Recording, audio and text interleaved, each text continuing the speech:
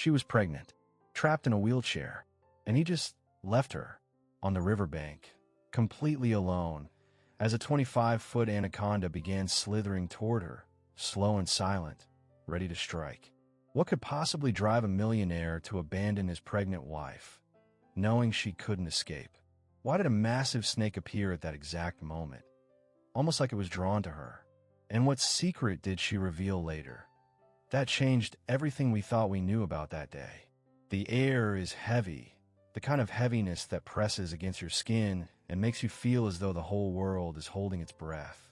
Outside, the cracked dirt spreads like a mosaic of forgotten years, and the wooden siding of the old house wears the faded scars of every storm it survived. Somewhere in the distance, thunder mutters, not loud, not yet, but enough to taste on the back of your tongue. Inside, Evelyn Hartwell sits in her wheelchair, the frame catching the weak light that filters through a cracked window pane. 31 years old, with hair that once held the shimmer of summer wheat, now dulled by months indoors.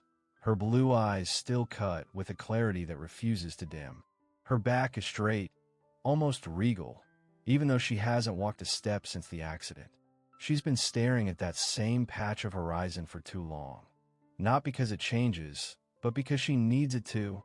Every tick of the clock in the kitchen lands like a trespasser in the room, making the silence harder to ignore. Her fingers curl around the armrests, as though they're the last grip she has on herself. The house smells faintly of wood warmed by time, of dust that's settled too long in the corners. But beneath it all, there's that metallic tang in the air, the warning taste of a storm rolling in. Somewhere beyond the walls, a shudder shifts in the wind. She knows how quiet can turn cruel. It can start as a companion, then become a judge, whispering that nothing is coming, that nothing will change. She refuses to let it win. Her gaze doesn't break as she murmurs to the empty room, "If I let the silence win, I vanish." The words hang there, as solid as the beams overhead, and you can feel they're not just for herself. They're for someone, or something, out there, a force that's been circling her life since the day her world broke. And yet, there's a pull at the edge of your awareness, the sense that somewhere, not too far from here, something is already moving toward her. The question isn't if the quiet will end, but what will come when it does. The river looks sick long before you smell it. It doesn't move like water anymore. It slurs. Oil-slick sheens skate over the surface, catching torn pieces of sky in their shine and spitting them back out in bruised colors.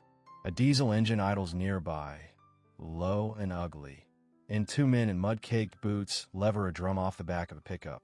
The thunk when it hits the bank is the kind of sound that makes your stomach tighten. Heavy, final, practiced. Evelyn Hartwell rolls forward over the uneven ground, the chair's small front wheels bumping against roots and stones. She doesn't wait for help. She never does. Sweat darkens the collar of her faded shirt in the cold air and clings to the soft hairs at her temple. She's small against the broad sweep of cottonwoods and the low, gray sky, but her spine is straight, chin lifted. She looks like someone who has lived with pain long enough to stop negotiating with it. On the truck bed, a worker glances at her, then away, as if meeting her eyes would cost him something. The second man pries the bung from the drum with a crowbar. A chemical reek bursts out, acrid and bitter, and rides the wind into your mouth. You almost gag. Evelyn doesn't flinch. Stop. Her voice isn't loud, but it's clean. It carries. The men pause just long enough to prove they heard her. And then Coltomatic steps into view. He's the kind of man county fairs name Barnes after. Broad-shouldered, sun-spent skin, a face chiseled by dry seasons and winning. Stubble grays his jaw. His eyes are winter pale, the color of river stones. He stands with one thumb hooked in his belt like he owns the dirt under your feet, the water at your back, and your options in between. When he smiles, it doesn't reach those eyes. "You brought a chair to a work site," he says, as if he's making a note on a clipboard. "It's not a work site," Evelyn answers. Her hands are steady on the armrests. "It's a crime scene." A slow chuckle bleeds from the edge of his mouth. Big word for a little creek. "It feeds wells," she says, nodding toward the scattered roofs downstream. It feeds people. It feeds kids. He doesn't look. He tips his face toward the men on the truck instead. Let's keep it moving. Metal scrapes. The drum tilts. A ribbon of chemical slides out. Thick as syrup, the color of weak tea. It threads into the current and blooms dark, swirling, eating the reflection of the broken clouds. The smell sharpens, knives behind the nose. Evelyn's breath shudders once, and then she sets it down like a weight. You're killing more than the river. Maddox turns back to her with that calm that isn't calm at all. Sometimes you poison a thing to claim it for yourself. There it is, his thesis in plain speech. He says it like a man who never lost a negotiation because he never recognized one as fair. You think ruin is ownership? She asks. I think survival is leverage, he says. Water runs where it's told. People too. Something in the way he says people scrapes the inside of your chest. The word is a tool, not a shared truth. A gust kicks through the cottonwoods, making the leaves flash their paler undersides. The engine coughs. A crow picks up and wheels away, black against the broken sky. Evelyn eases her chair closer to the bank.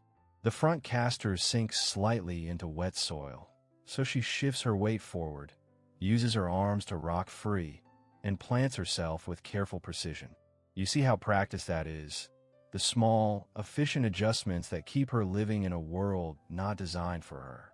It makes Maddox's smirk look cheap. You don't have a permit, she says. He shrugs. I have something better. What's that? He nods at the workers. One of them lifts his shirt just enough to show the handle of the pistol. Not a threat exactly. More like a weather report. Evelyn doesn't blink. You won't shoot the woman who showed up to protect your water supply. I don't need to, he says, and for a second you see the map behind his eyes. The county board he golfs with, the sheriff who owes him favors, the banker who picks up lunch when the ranch is a thin month. I just need to wait until you get tired. I don't tire, she says. You're human. She leans forward an inch. So are the kids who drink from this creek. That lands. Not because he suddenly feels anything tender, but because it sounds like a headline. He hates headlines he doesn't write. His jaw shifts. The workers watch him, then her, and you taste that thin, electric charge when a crowd senses a story forming and wonders how bloody it will get. He squats, so he's closer to her eye level, boots sinking deeper into the bank.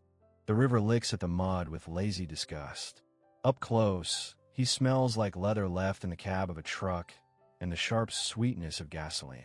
You think I'm your problem, he says softly. I'm just the weather. You don't negotiate with weather. You outlast it or you get washed away. Evelyn holds his gaze long enough to make it a contest. Weather ends. Harm lingers. His smile slants, sudden and mean. You talk like there's a jury somewhere that cares. There always is, she says. And if they don't know yet, I'll introduce them. He glances at the phone in her lap. She's recording. Of course she is. He doesn't look worried. He looks entertained. Post away, he says. We'll see what happens to a woman who picks fights she can't win. She clicks the screen off with her thumb, not taking her eyes from his. I picked the fight the day your men rolled the first drum off a truck. That was your mistake. You didn't think anyone would stand in your way. The second drum tips. Another slick pours. The wind shifts. The air tastes like pennies. Downstream, a pair of boys on rusty bikes appear on the gravel track. Pause, take in the scene, and pedal hard the other direction. Smart kids. Maddox rises, brushing grime off his knee. You know what the funny thing is? He says, voice almost friendly. This creek, by winter, it'll clear. It always does. Folks have short memories. A season is a long time when you're busy staying alive. Mine isn't short, Evelyn says. He studies her for a beat, and in that quiet you realize he's making a note. Not about the river, not about the tape on her phone, but about her spine, about the length of it. He turns to go, then stops and looks back. You're due soon, aren't you? Her jaw tightens. She doesn't answer. That's leverage too, he says, and it's not a threat delivered like a gunshot. It's worse. It's delivered like weather again. Inevitable, patient, a forecast that can wait you out.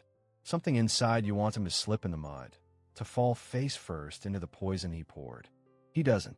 He walks the bank like it's a clean hallway in a house he owns, lifts into the driver's seat, and kills the engine just long enough to let the quiet land, thick and heavy.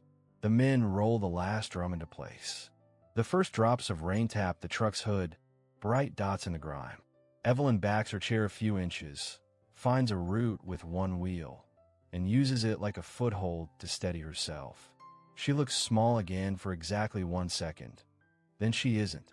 She lifts her phone, brings the river in a frame, brings the drums in a frame, and then, without breaking eye contact with the camera, brings her own face into frame. There's a red, controlled heat in her eyes that doesn't flare out. It burns inward, forging something harder. "This is Raven Creek," she says to the lens.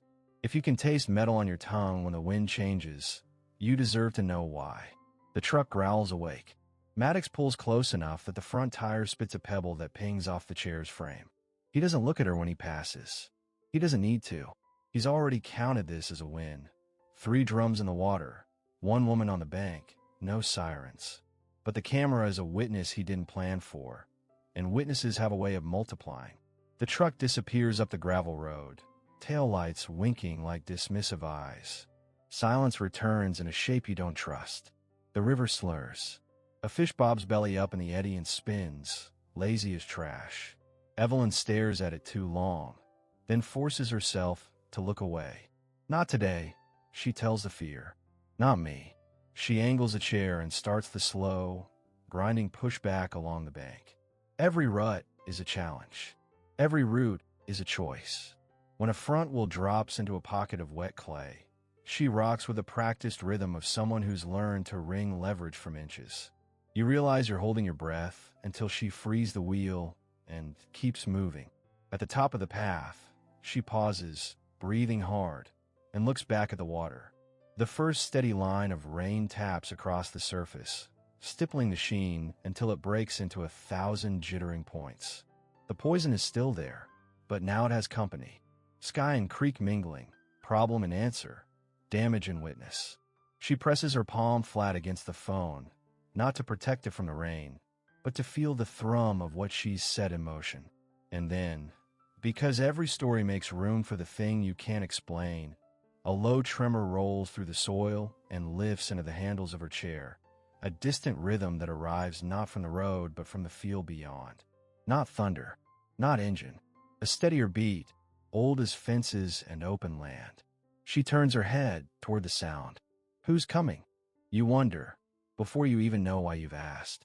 Far down the bank, a black shape unwinds under the overhang of a cottonwood root and slides, silent as a lie, into the dark water, leaving no ripple behind that the rain doesn't swallow. The river keeps its secrets. For now. Late afternoon light scrapes across the fields like a match about to catch. The color of everything turns the same troubled amber. Fence posts, dry weeds, the tire ruts that stitch the yard to the county road. Wind skates low and mean, lifting loose dirt in tight spirals that unravel as quickly as they form. The house clicks and settles. A screen door hums against its frame, the springs stretch just enough to complain. Evelyn feels it first, not in her eyes but in the soft rise of skin along her forearms, the way hair stands as if listening. It's the sense a person gets when a dog stops barking mid-breath or when a baseball crowd goes quiet before a pitch that decides the whole season. Something is stepping closer. She can't see it. She can feel it. She turns her chair, front casters bumping over a split board in the floor, and angles toward the door. Her breath stays steady, but each inhale lands lower in her ribs, controlled the way she's trained it to be. Control isn't bravado. It's a tool. She has fewer tools than most folks, which is why she keeps them sharp. On the table beside the door, a ceramic bowl rattles in its ring of dust. Out beyond the porch rail, the cottonwoods dress themselves in a restless shimmer. A single leaf tears free and spins like a coin, flashing both sides of the same story. Then the sound, a sharp, clean crack of wood underweight. Not the whip snap of a dying branch. A footstep where a footstep shouldn't be. Her hands settle on the rims of her wheels. 1 push. 2. The chair rolls to the threshold and stops, half in shadow, half in that raw amber light. She frames the yard the way a photographer would. Angles, cover, lines of approach. To the left, the old water trough, ringed with rust. To the right, the rock pile where field stones have gone to retire. Straight ahead, open ground that promises nothing. A storm smell climbs the air, metallic and wet, like a penny held under the tongue. Crows track low, impatient, their calls short and sharp. Far off, someone's wind chime strikes a single note and thinks better of it. Evelyn holds still. Stillness is not a surrender. It's a choice to feel the edges of the moment. When folks used to ask her how she lives out here alone, she would laugh and tell them, same way you do in town, one decision at a time. They always thought the chair was the hardest part. They never understood that the hard part was admitting how much of life depends on noticing what others are too busy to see. A loose nail in the porch plank aches as the wind changes direction. Somewhere on the roof, grit slides, tiny pebbles tracking a slow path along a shingle and dropping off the edge with soft, granular taps. She tips her head, measuring distance, weight, intent. A roof isn't a thing that creaks without a reason. Not on a day like this. Not tonight, not now. The words leave her barely louder than breath, but they carry inside her like a fold of steel. She's not bargaining with the air. She's drawing a line the way a rancher sets a post. Quick, sure, done. She unlocks the chair's brakes and nudges forward until the front wheels kiss the seam of the threshold. The porch boards are sun-split, furred with age. They bite lightly at rubber. She's not going out. Not yet. First, she listens for the second crack that confirms the first wasn't a trick of wind or memory. It comes. Heavier this time. Closer. Something shifts at the edge of sight. Nothing you could point to and swear by. Just a new weight in the season. It's like standing in a hallway and knowing, before anyone speaks, that a decision has been made in the next room. Her phone sits on the side table, screen dark, case nicked where it hit the floor last week. She palmed it at the river and showed the world what Maddox poured into their water. She doesn't reach for it now. She doesn't want a lens between her and whatever is climbing into her life from above. A strip of cloud slides across the sun and drapes the yard in a copper dim. The change pulls the world tight, the way a theater dims before the first line. You feel your own attention sit up straighter. The house knows this feeling too. It answers with its small language, nails cooling, rafters tightening. Up on the roofline, something long drags with slow friction, wood answering with a soft, unhappy groan. She pictures where the rafters meet, where the load transfers, where the first failure would show if the wrong weight pressed in the wrong place. Fine, she says, not loud, not soft, just present. Show yourself. The wind eases. Dust drops. In that hush, a far-off engine clears its throat and fades, leaving behind a ringing absence. Her gaze tracks the eaves. A dark curve passes over the lip of the roof, so quiet it steals the sound from the scene. No rattle, no shuffle. A glide. Gravity seems to hesitate, as if reconsidering its own rule. She backs the chair half a foot. The rear tires bump the inside lip of the door, a familiar guardrail. Her calves know that edge. Her shoulders loosen by a fraction, then not again when a second shape settles above the window. Slow, deliberate, patient. It's not the speed of an animal on the run. It's the pace of something that believes nothing can stop it. A memory flashes, not of the accident, not of pain, but of a night when she was 11 and lightning hit the pasture fence, ran the wire, and snapped a post clean. The crack was a sentence, and the silence that followed was the period. This feels like the breath the world took before that strike. The field beyond the house ripples, a false calm. Something out there moves against the grain of wind. It's faint at first, like a story you think you remember but can't place. Then it grows, a steady thump that doesn't match thunder or engine or human foot. It comes from earth, not sky. It has muscle in it. It has will. Two dangers, one above, one approaching. Which writes the next line? Her mouth is dry. She swallows, and the taste of storm shifts to iron. She thinks of the boys on the bikes, the fish rolling belly up, the way Maddox said a season is a long time when you're busy staying alive. He hadn't looked back when he drove away. Men like him don't look back when they're sure the ending won't surprise them. The roof answers again, heavier now. A bee mutters. Dust sifts from the sill and frecks her arm. She looks at the particles where they land, tiny planets on skin that doesn't ask permission to be strong.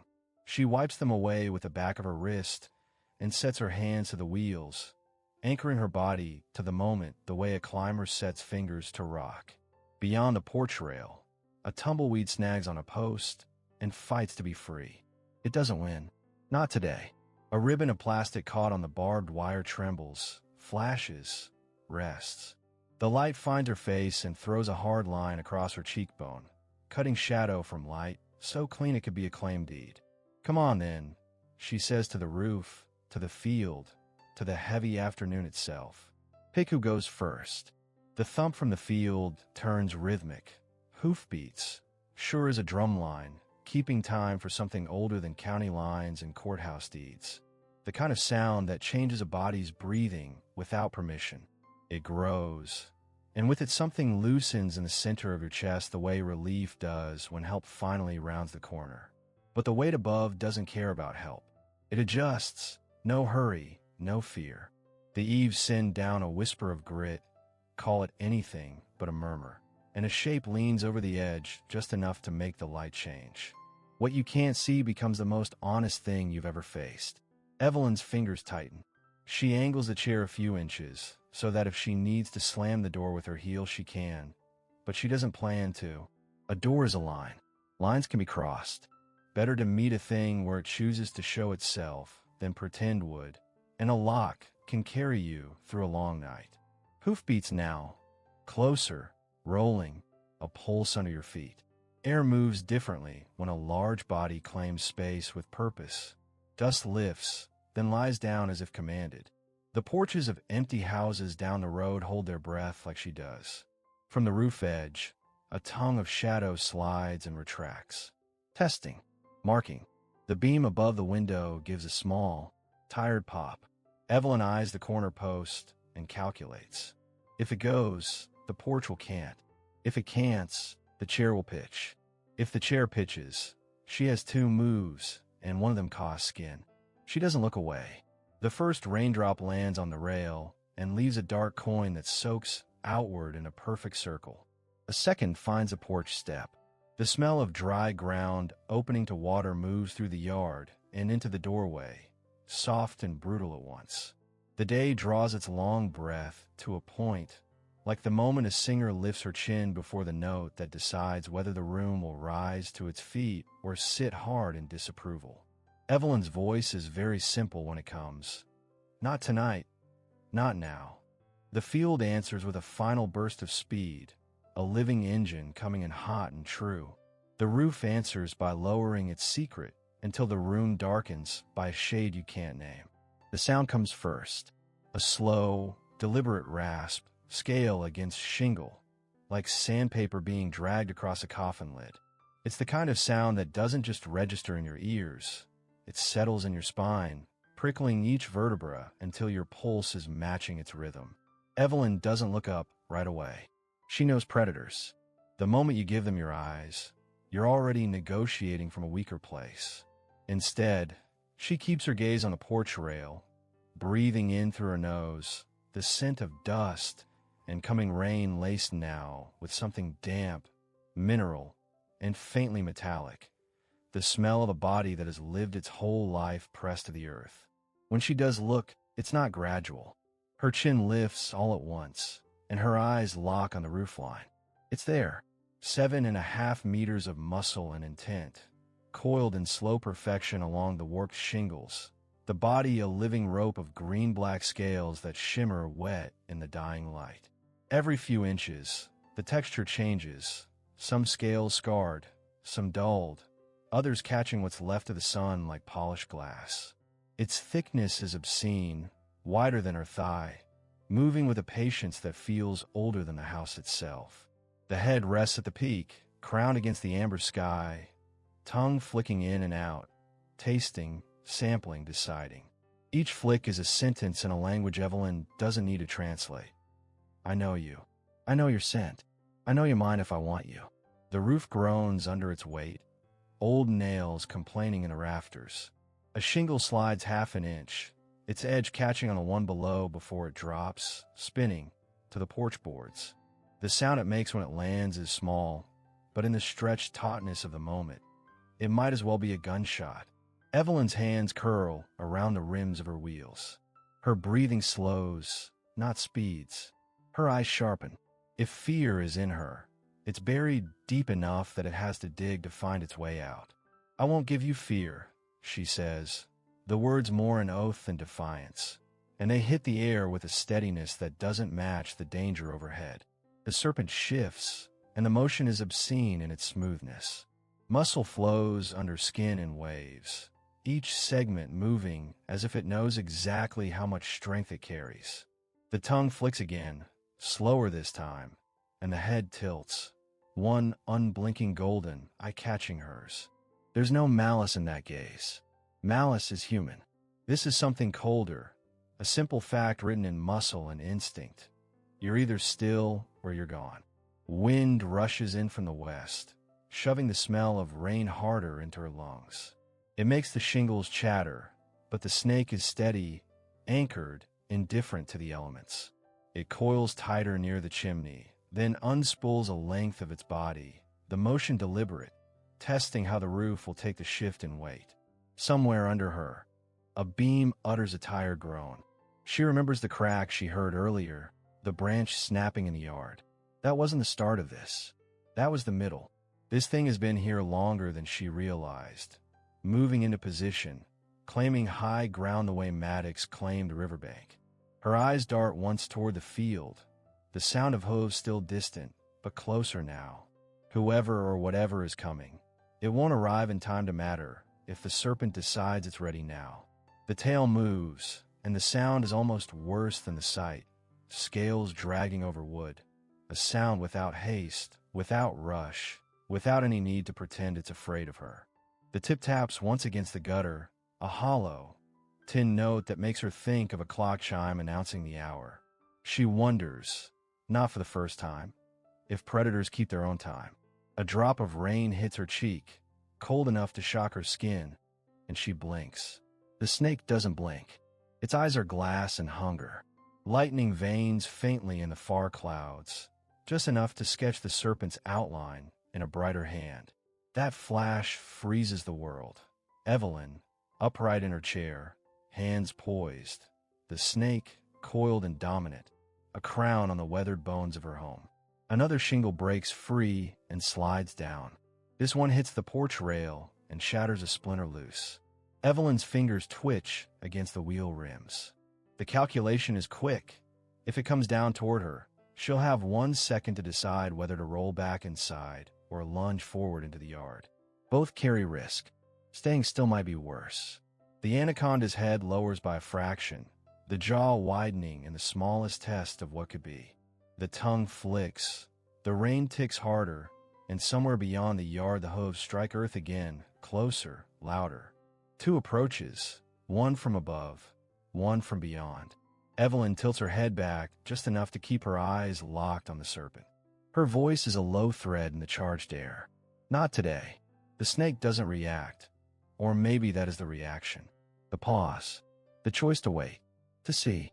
To decide later whether the game ends now or in some darker hour when the rain stops and the wind dies. From here, you can't tell if the roof will hold. You can't tell if Evelyn will. But you know, the next move belongs to the thing that's been watching her longer than she's been watching it. And it's not in a hurry. He picks the deepest pocket under the oak where the ground dips and the roots rise like knuckled fists, and he settles there as if the tree grew to give him a seat. The bark digs into his back through the canvas of his jacket. He doesn't move. A long stem of dry blue-stem grass hangs from the corner of his mouth, turning slow between his teeth. From here he can see the whole face of the house, the sag in the porch roof, the flaking paint around the window, the thin line of dust at the threshold where her chair stops and starts. Above all that, the roof line heaves once as the weight shifts, a long, deliberate pull of scales over shingle that sets the nails to complaining. Colton Maddox has watched cattle go down in flash floods. He's watched coyotes pick off calves in a bad spring and hawks drop like thrown knives on field mice that had one step left. There's no pity in him for the order of things. The order favors whoever holds the most leverage. He built a life on that rule and never found a reason to doubt it. From this spot, the house smells like old lumber and baking dust. But the wind is changing. It threads through the oak, brings him the iron-sweet cut of rain, and, beneath it, what the city folks would call a reptile stink. Damp rock, wet leather left too long in a tack room. He closes one eye and tracks along the eaves until he finds a head. There, big as a shovel blade, motionless except for the tongue that writes its short message in the air. She's under it, still as a field post. He can't see her face, but the set of her shoulders gives him most of what he needs. Pride is a posture. He knows it when he sees it. It's why he came. Let's see what breaks first, her bones or her pride. The words stay in his mouth. He doesn't need to hear them to be satisfied by the shape of them. A gust rakes the oak. Leaves turn their pale undersides, flashing like minnows. The serpent pays the weather no mind. It loosens one loop, drops an inch, then another. The roof holds, for now. A clay clod falls from the gutter and bursts on the porch. A small brown star that makes him grin. Little signs please him. The world announces itself, if you know how to read it. He's always been a good reader of signs. He thinks about the board meetings where men 2 years as junior call him sir, and the courthouse halls where deputies tip their heads just enough to say they won't make trouble. He thinks about the bank manager who asks after the herd, as if market prices were a favor he could extend. He thinks about the county paper, that thin, beige thing with the legal notices, and the way the editor pretends at righteousness until the ad buys get discussed. Nothing around here moves unless he allows it, or unless it moves in a way he can learn to charge rent for. Except her. She didn't have the good sense to bend. She set her chair at the creek and put a lens on him like she was testifying to a jury he doesn't recognize. He didn't mind the camera. Cameras make a lot of noise and then go quiet.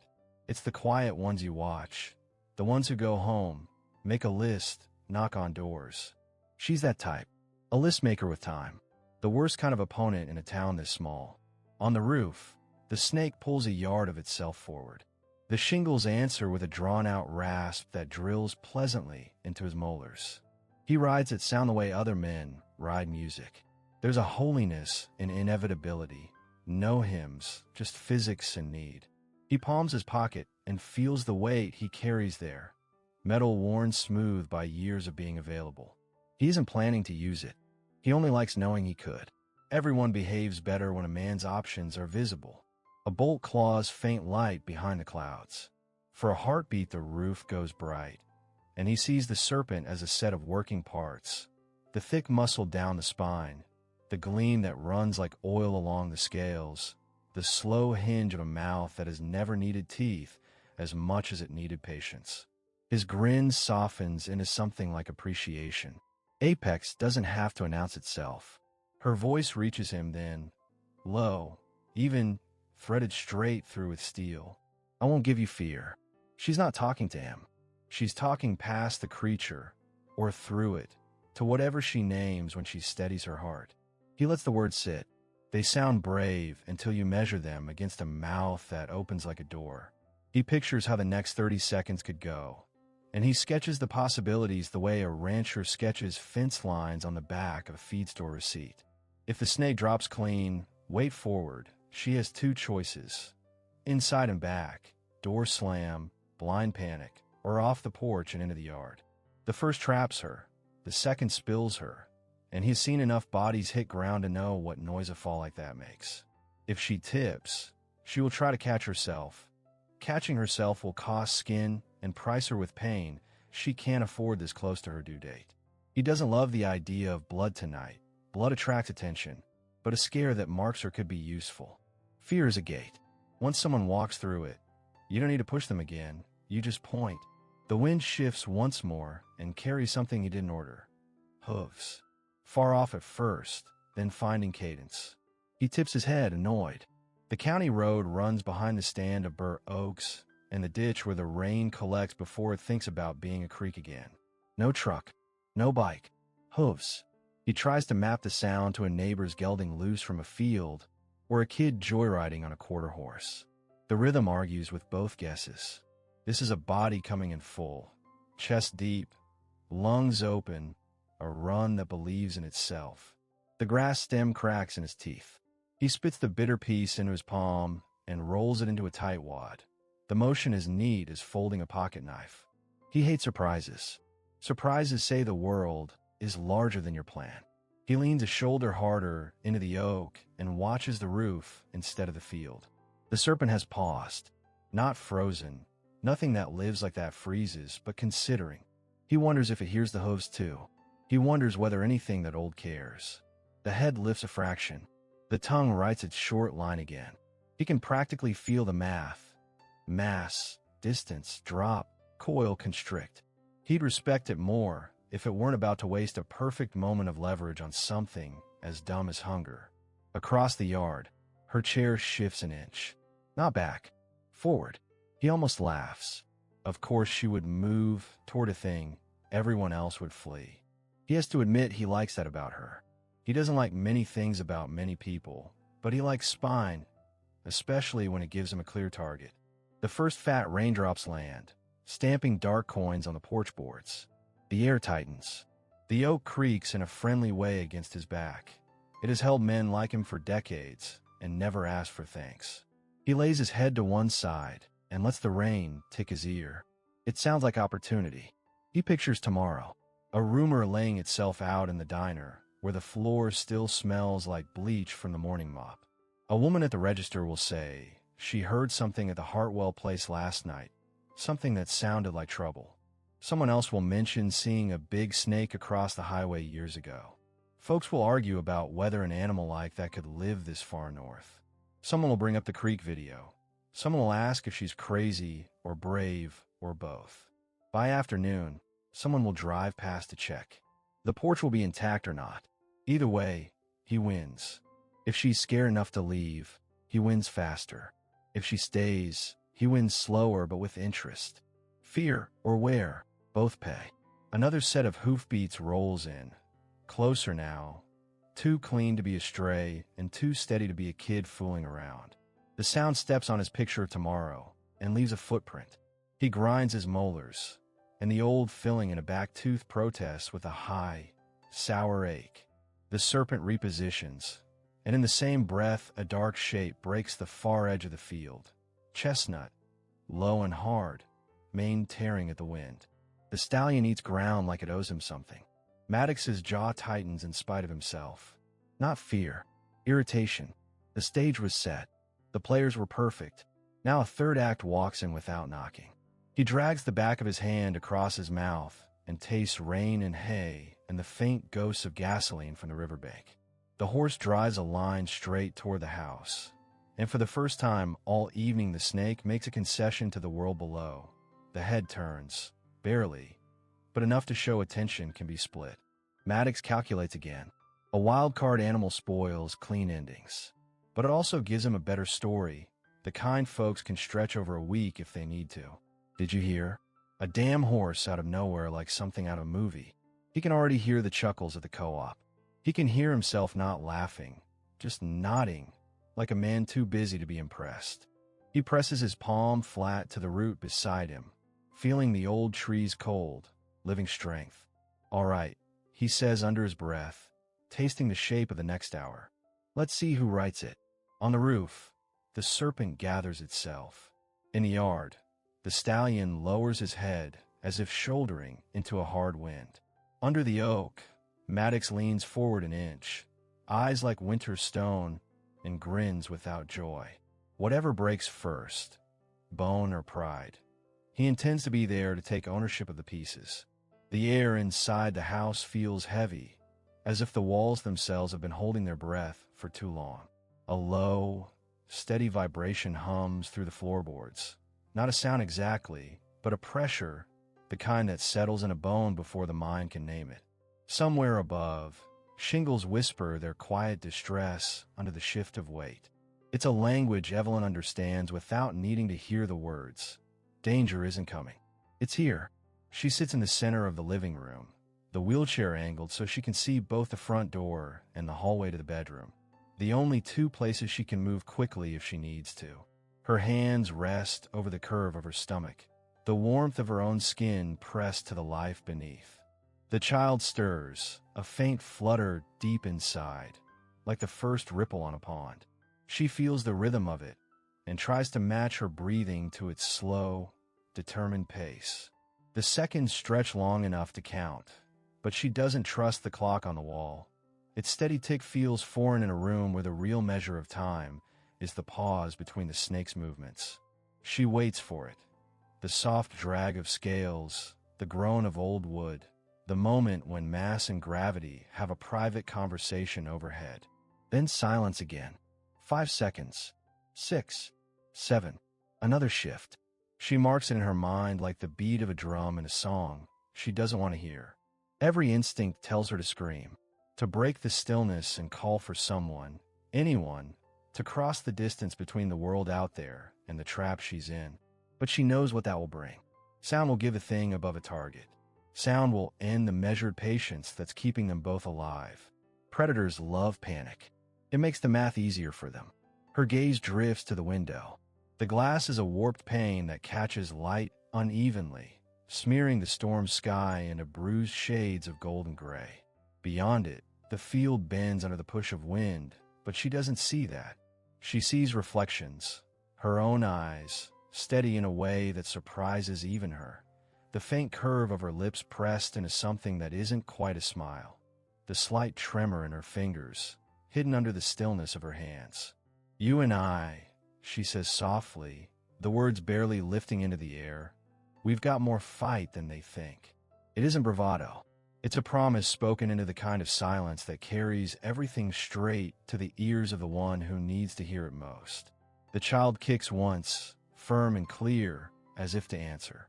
The corners of Evelyn's mouth lift, not in joy exactly, but in recognition. There's a difference between surviving for yourself and surviving for someone who hasn't yet had the chance to decide what the world is. The floor creaks above her, a quick, sharp note, then nothing. She closes her eyes for a moment, not to block it out, but to picture the layout of the house in her head. The rafters, the weight points, the way the serpent must be moving across them.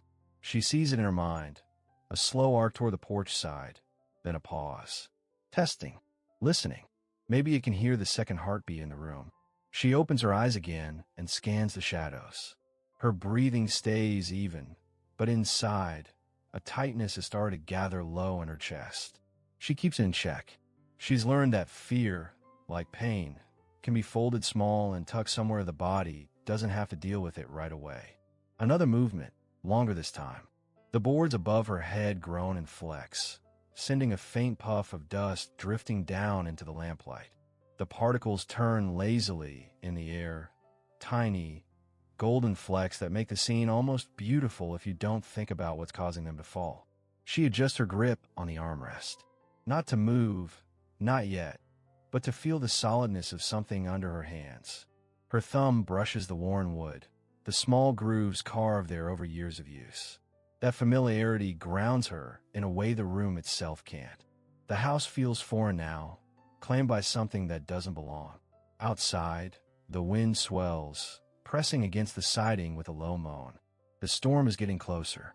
She wonders if the sound will mask the moment the serpent decides to strike, or if it will hide the approach of something else entirely. Either possibility keeps her still. The child kicks again, harder this time, and she presses her palm to the spot, her fingers spreading instinctively as if to shield it.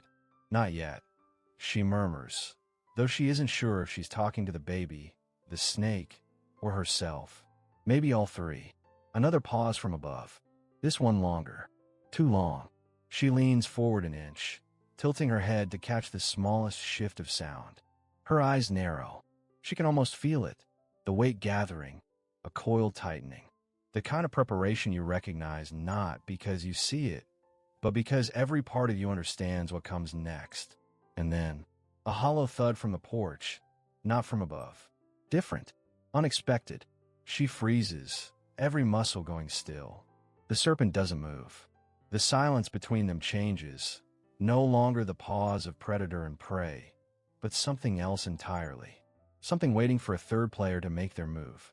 Her hand tightens over her stomach. The air in a room feels charged now, like the breath before lightning decides where to land. She leans back slowly, her eyes flicking toward the door. The seconds she's been counting feel heavier now, and she knows the next one will not be like the last. The air feels like it's leaning in, listening.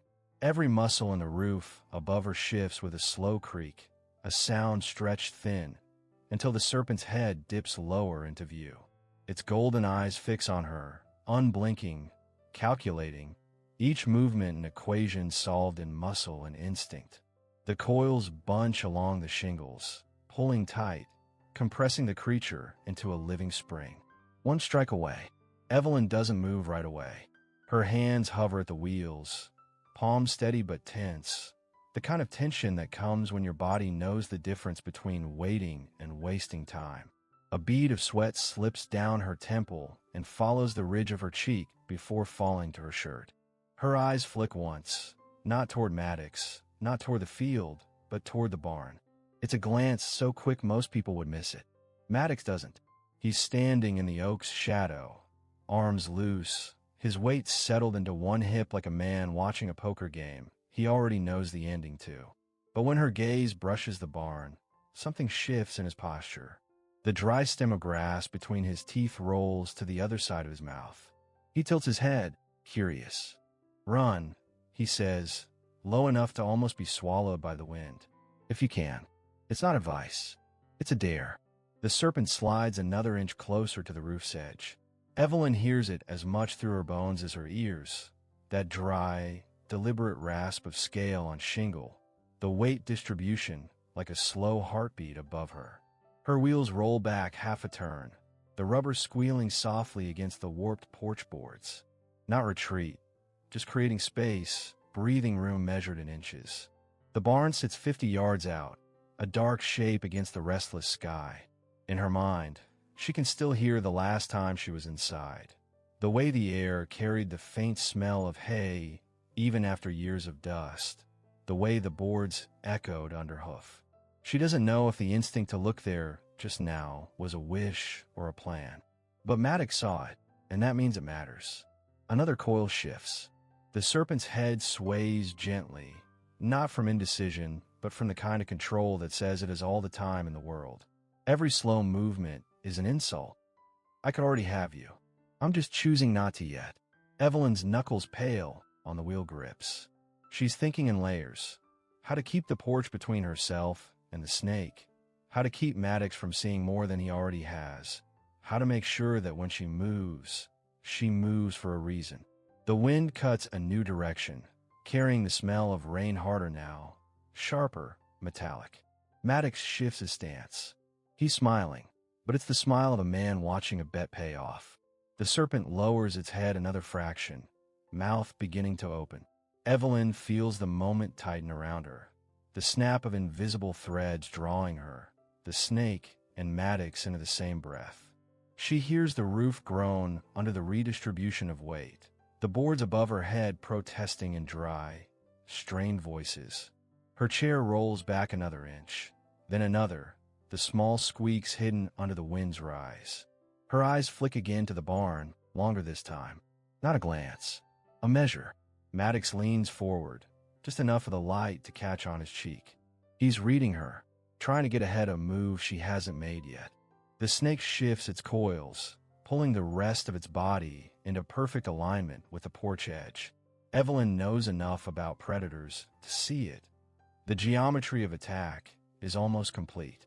And once it's complete, hesitation will be gone. Another sound joins the wind. Faint, steady, rhythmic. Hoofbeats. Closer now. Maddox hears it too. His head tilts in the other direction, just slightly, his smirk faltering for half a second. The snake doesn't pause. Its head dips lower still, tongue flashing, tasting the air between them. Evelyn exhales slowly, hands steady on the wheels. She knows the next second will belong to whoever commits first. The serpent is ready.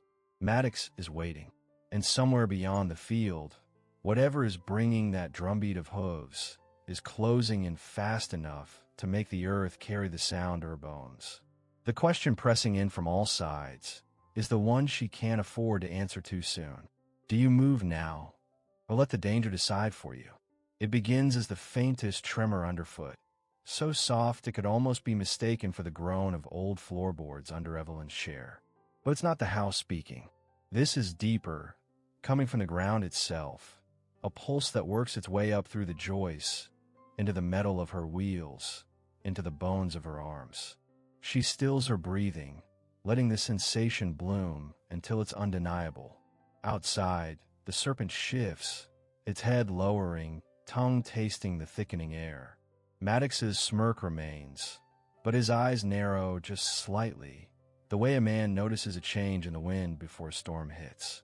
The vibration grows. It's no longer a suggestion. It's a rhythm, steady and measured, like a drumbeat from something too big to care about subtlety. The sound builds on itself, each beat louder than the last, until the very air seems to take on its cadence.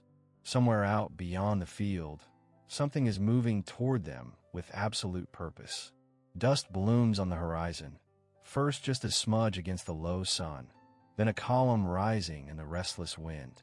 Maddox angles his head to get a better look, the stem of dry grass he's been chewing slipping to the corner of his mouth. His smirk flickers. Not gone, not yet, but weaker. The beats draw closer, pounding through the earth in a rhythm that speaks of strength and refusal. Then the shape emerges from the haze, a deep chestnut stallion, broad-chested, muscles rolling under a coat that shines even in the dying light. His mane, black as midnight oil, lashes at the wind as if it's something to be fought. Every stride is long, deliberate, the kind of movement that claims the ground it crosses. Evelyn's breath catches, her chest tightening in something dangerously close to hope. Her fingers lift from the wheel grips without her telling them to. "You came," she whispers, the words barely escaping her lips, but enough for her to taste them. The stallion does not falter. His eyes, dark, sharp, and unflinching, lock forward as if the world has narrowed to a single target. Each hoof strike is an argument against the quiet death Maddox wants for her. The dust trails behind him like a comet's tail, marking the path of his arrival. Maddox shifts his weight, boots grinding into the earth. His gaze flits from Evelyn to the serpent above her, to the horse charging in. He doesn't speak, but his jaw works once, tightening, the smallest crack in his easy control. The serpent reacts now, its head turning slightly toward the thunder rolling across the field. It doesn't fear, not yet, but it notices. That's enough to change the current in the air. Evelyn can feel it, the strange, impossible collision of two dangers meeting on the same line. And somewhere deep inside, past the fear and the ache and the calculation, a truth takes root. Not every rescue arrives to save you. Some arrive to remind you you're not as alone as they want you to believe. The stallion closes the last stretch of field, hooves striking so hard the sound rattles in her ribs. Dust whirls past the porch steps, and for the first time since this began, Maddox's smirk is gone entirely.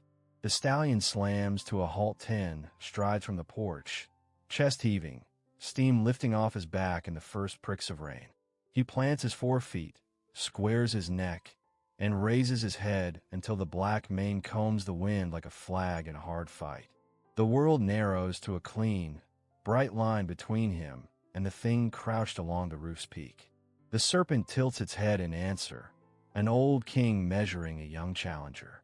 No rattle, no hiss, just a slow translation of weight along muscle. Each inch of scale easing into the angle of a strike that means to end. The air thickens. It has a taste now. Wet iron, old dust, the faint sweetness of trampled weeds. The soundscape drops to essentials. The low drum of the stallion's breath, a distant thunder that refuses to commit, and the tiny, impatient tap of a loose gutter chain counting off seconds that don't belong to any clock. Evelyn's chair sits half inside the door, half out, one while kissing the threshold, her hands hovering over the rims like a pianist above a final chord. The child rolls under her palm, alive, insistent, a reminder that the next second must be chosen, not inherited. She watches the space between horse and serpent the way a surgeon watches the line between blade and artery. The stallion doesn't flick an ear, doesn't throw his head, doesn't waste a movement on show. He stares, and in that stare you see a catalog of rough country written across his body. Scars folded into the skin above one knee, a faint white line where wire once bit, the nick on his right ear that healed crooked. He's known fences, drought, men who overpromise, and still he arrived. He shifts his weight of fingers width back onto his hocks. A choice, not a flinch, and the ground answers with a taut, expectant thrum. Higher up, the serpent makes the smallest correction, barely a breath, but it changes the math. The jaw loosens a fraction, the neck straightens by a hair. A rippled swell runs down the body and steadies, as if the creature has consulted every coil and found them willing. Evelyn inhales once, deep and even, as if she could steady two animals and the weather with a single breath. "Decide fast, my friend," she says, not a command, not a plea, but the plain talk of one soul to another that understands what it is to carry weight. Rain thickens, drops darken the dust into spots that spread and meet. A bead runs along the stallion's cheek and holds at the jaw, trembling, then falls. He blinks exactly once. When his eyes open again, they're flat and clear. Predator eyes on the wrong species, the kind that say I will not give ground. Maddox, under the oak, has gone very still. The grass stem hangs forgotten at his lip. He is seeing what the county never plans for. A moment that won't be bought or bullied. A collision that doesn't care about ledgers. He adjusts his stance like a gambler who senses the deck has decided to enjoy itself. The stallion takes one slow step forward. The hoof lands without splash, the weight coming down heel first, deliberate. The roof creaks in reply, timbers answering timbers, as the serpent dips the last inch that brings the porch within true reach. The air inside the doorway bends around Evelyn, eddying with the cool push of the storm. She tips the chair a breath to the left, 2 inches that change her angle on the door swing, 2 inches she might need when the world chooses violence. Another step from the stallion. Not charge, not retreat. A glide like a question asked with absolute confidence that the answer will arrive. His nostrils flare, drawing in the rank wood of scale and wood.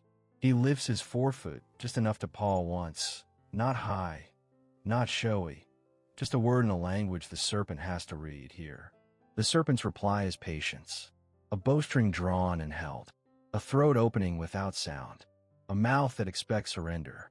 Lightning threads the cloud bank and paints everything in white for the blink of a breath. The horse carved in tension, the serpent bent like a hooked anchor. Evelyn lit from the side, so the hard line of her cheek looks iron. In the afterimage, the yard feels darker, closer, pressed in by the storm's hand. "Easy," Evelyn whispers, not to soothe, but to place a weight on the scale where courage can feel it. The stallion drops his head by a fraction, aligning his spine with the line of the roof. The shape of him turns into purpose. He is no longer a surprise. He is a verdict arriving on time.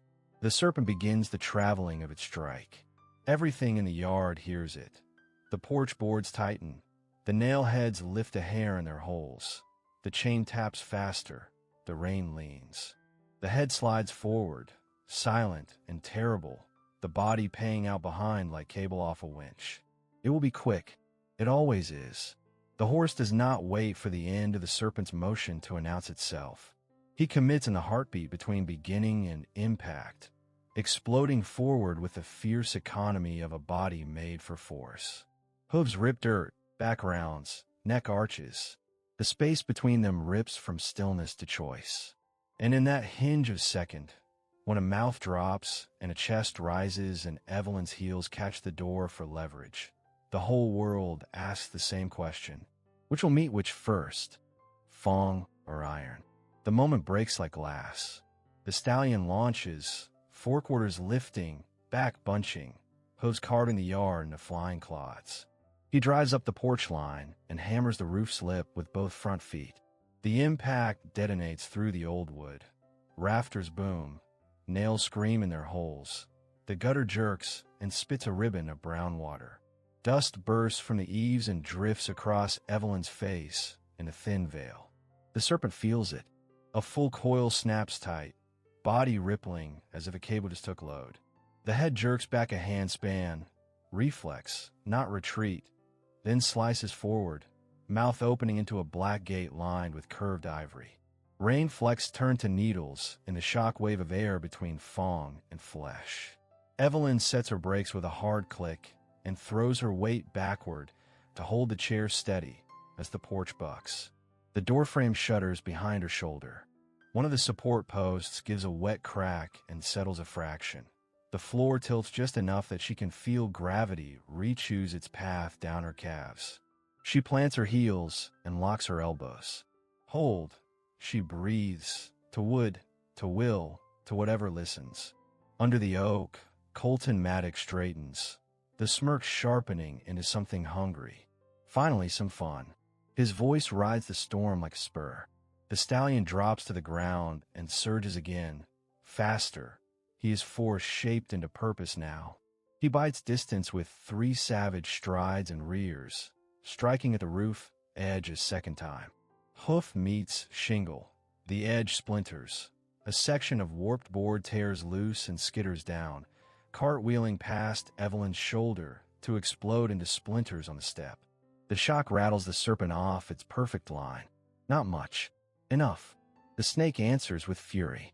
It lashes, a blur, a whip of muscle and intent, striking low, aiming not for the horse's chest but for his legs. The stallion twists midair, a dancer inside a fist fight, landing canted and rolling weight onto his haunches. You hear the deep drum of impact in your gut. His right hind glances off slick earth and nearly gives. He recovers with a sideways lunge, throwing mud in a sheet that tattoos the porch boards and splashes Evelyn's forearms with cold grit. The head comes again, faster, angling for the gap. The stallion drops his nose and slashes down with iron, catching the serpent along the jaw with the edge of front hoof. The sound is thick, meat and bone, and something like wet rope wrenching. The serpent recoils an inch, then pours forward as if the pain only taught it a better line. Lightning tears a white seam through the cloud bank, and for a heartbeat the yard is an X-ray. The stallion's ribs wide and hot with breath. The serpent's spine a living chain. The porch a skeleton of failing beams. Evelyn's face a carved silhouette of will. Eyes forward, mouth set, one hand on the chair grip, the other over her child. Easy, she says, but the word isn't soft. It's a line drawn. The gutter gives. It peels away and swings like a metal pendulum, slamming the porch post and bouncing back to clang against the siding. The serpent rides the motion like a bridge, sliding its weight farther over the lip, bringing more body into range. Scales rasp. Rain hisses. The roof complains in long, low tones that sound too close to breaking. The stallion crowds the edge again, neck arched, ears locked, every muscle standing out under the soaked chestnut coat. He feints left, then snaps right, striking high with the left fore. The blow lands where shingle meets flesh. The serpent jerks back, jaws clapping shut an inch from iron, sending a spray of water and spit across the edge. The horse squeals, not fear, not pain, rage, raw and bright. He drives forward to press the advantage, but the porch lip collapses under the abuse, dropping an inch. The change steals his angle. He stumbles, catches himself in the churned mud, and shoves up into balance with sheer violence. Maddox laughs once, short and delighted. Dance then. The serpent abandons the roof line cleanly and commits. Half its length pours over the edge in a single, terrifying slide. It hits the porch rail and crushes it to kindling, body flexing around the gap with the predator's grace. Evelyn's chair skids half an inch toward the drop as the porch tilts again. She slams her palms to the rims and locks, teeth baring, tendons standing in her wrists. No. The stallion reads the geometric shift the way a bronc reads a gate. He coils low, drives off his hindquarters, and slams both front feet into the serpent's midsection. The impact thuds through the boards. The creature buckles, bends, and in that bend the horse rips backward, yanks a foreleg free of a loose loop of scale that only now you realize had nearly found purchase. He lands wide, legs braced, and blows a hard gust through flared nostrils straight into the serpent's eye. For a breath, everything stills. Rain beads hang in the air like they forgot to fall. The oak holds its leaves tight. Even the storm seems to suspend itself, listening for the rule the next move will write. Evelyn feels it, the thin margin between survival and story. She shifts the chair 2 inches to change her leverage on the door with her heel. A contraction curls under her ribs and tightens low. The timing is cruel and honest. She rides it with her jaw set, counting backward. 5, 4, 3, go. When it loosens, she breathes once like she's lifting a beam. The serpent chooses speed. It whips for the horse's foreleg. The stallion explodes backward. No step, just light. Then forward again, striking down so close to the fangs that iron scrapes tooth. Sparks that aren't sparks jump in the rain. The hoof glances, hits again, finding the softer hinge under the jaw. The serpent's head slams the porch edge, splits a board, and rebounds. Rage finishes what hunger began. Maddox steps out of the oak's shadow now, boots cutting wet crescents in the dirt. He tips his chin toward Evelyn, as if he's toasting her from across a crowded bar. How much longer you think that porch will love you? She doesn't give him her eyes. She keeps them where they belong, on the hinge of violence in front of her, on the animal who came, on the path through this second to the next. Long enough, she says, and it lands like a promise written in ink that doesn't wash. The stallion surges for the roof a third time, higher than before, shoulders rolling like surf, knees snapping up. He hits square. The roof finally answers with a break that everyone can hear, timber splitting with a long, sorrowing rip. The serpent loses purchase. For one wild instant, its head drops lower than it means to, weight hanging without anchor. This is the seam. The horse drives both front hooves down with all the clean hate a living engine can produce. Wood caves, scale dents. The serpent folds, and then it answers with the only thing older than fear. It throws its full length forward, meaning to wrap, to crush, to end. Mud erupts. The porch drops another inch. The gutter whistles in its useless arc. The stallion twists to save his legs. Evelyn kicks the door with her heel and digs her hands for a push that will cost skin if she gets it wrong. The stillness is gone, broken beyond repair. Now the night belongs to whatever strikes truest in the space between breath and regret. Rain freckles the dust, each drop a tiny explosion that darkens the yard one pinprick at a time. The stallion gathers himself like a fist and detonates forward. Muscle knots and releases, shoulders rise. Hooves punch the earth so hard the ground replies with a hollow drum. He drives for the porch line, eyes locked, breath ripping hot through flared nostrils. The serpent snaps to meet him, head lancing out from the roof's lip, jaws yawning into a black hinge of ending. It's all clean geometry for a blink, a line from fong to throat, a line from iron to bone, a line from Evelyn's front wheel to the edge of broken plank. Then the world shatters in emotion.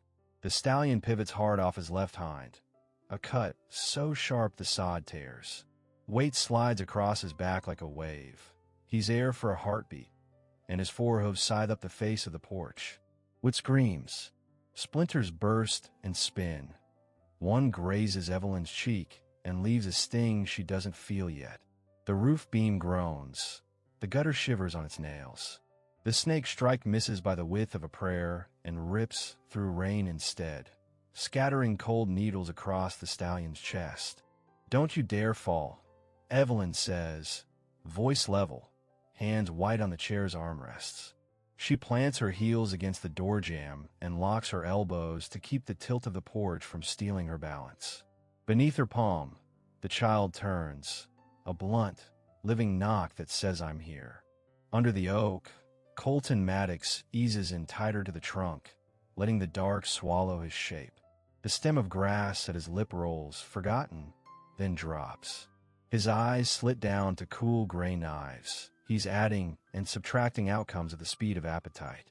The stallion hits the ground heavy and uses the bounce like a spring. He rolls his weight to the other side and drives again, 2 savage strides, then a rear that lifts his hooves to the roofline. Iron hammer shingle. The whole house gives a low, hurt sound. Dust blooms in a pale sheet and drifts. The serpent recoils half a hand span. Reflex, not fear, then pours itself forward with a hatred that moves like oil. The head whips low for the foreleg. A coil unwinds, slick and fast, aiming to loop, to bind, to take the horse apart 1 inch at a time. The stallion drops.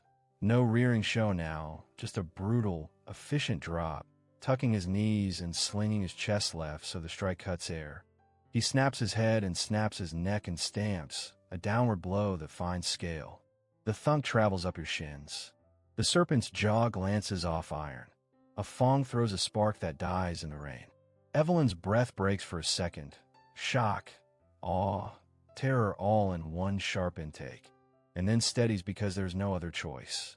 She pivots the chair a fraction with a short, vicious push, 2 inches that make her heel meet the door at a better angle. A hairline crack kisses open in the upper porch post. She hears it and files the information the way a surgeon notes a pulse. Necessary, not sufficient. The snake answers with speed. It whips its full length over the gutter. The tin caves and peels with a torn metal shriek.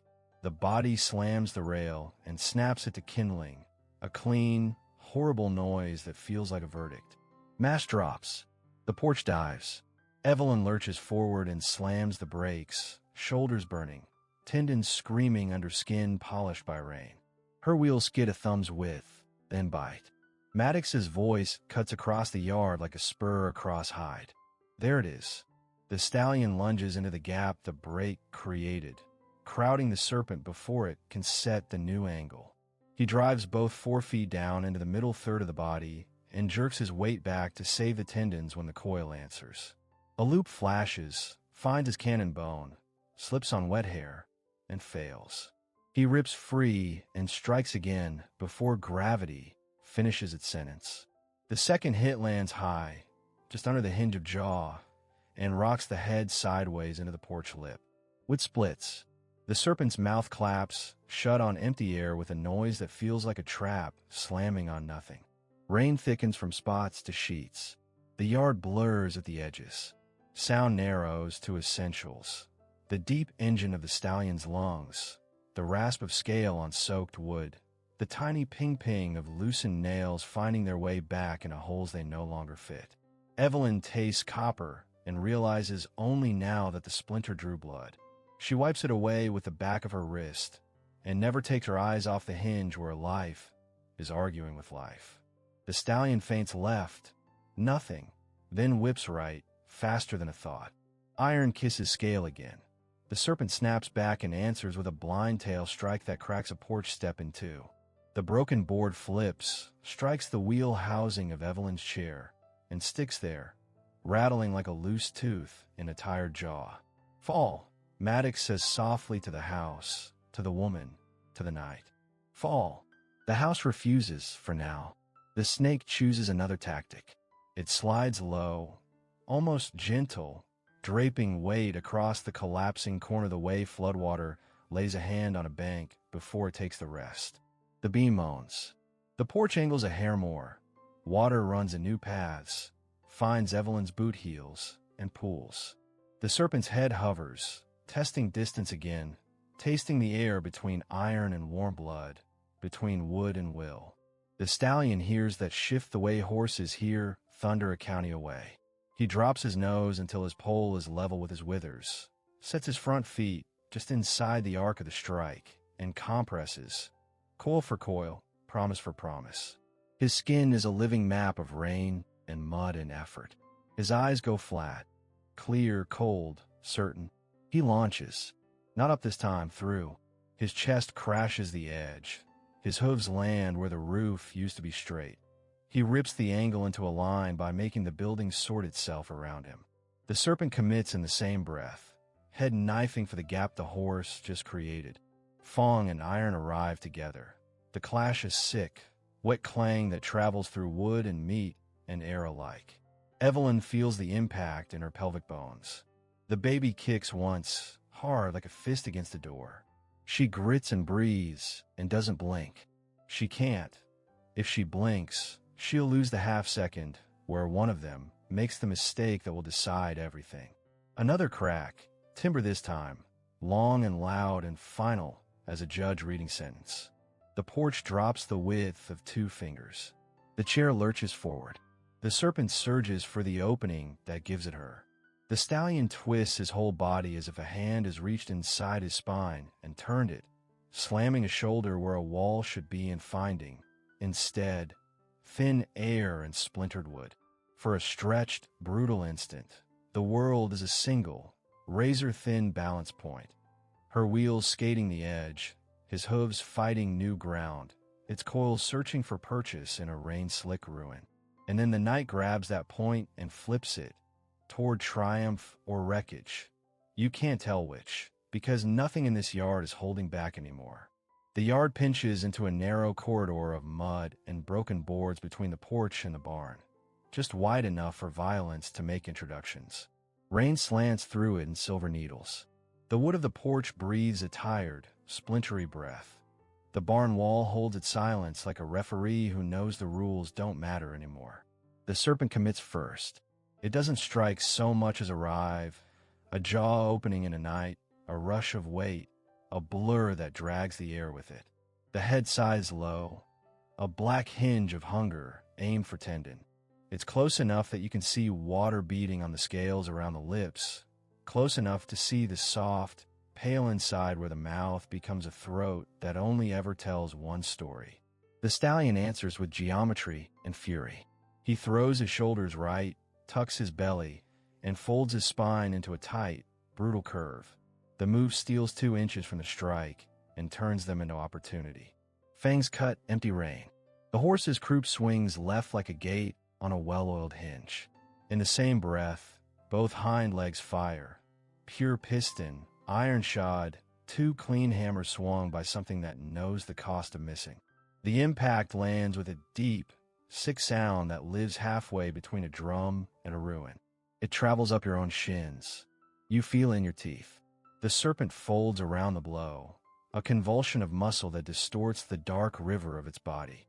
It recoils, not far, not nearly far enough, sliding back with a sinuous economy that wastes nothing and yields nothing. The head rides low again at once. Eyes turn to cold coins, tongue marking the damp air, as if rewriting the distance between murder and mistake. Mud sucks at the stallion's hooves. He lands canted, slides, and scrabbles for purchase. For a slice of second, his rear legs ice skate on a layer of slick clay, the tendons at the back of the cannon bone standing like wet cords. He shoves down, claws the ground into 2 violent furrows, and holds. Steam ghosts off his back despite the rain. His chest heaves. His ears cut forward and lock. He is not fooled. The snake's retreat was only a breath. From the oak shadow, a voice threads through the storm, quiet and pleased.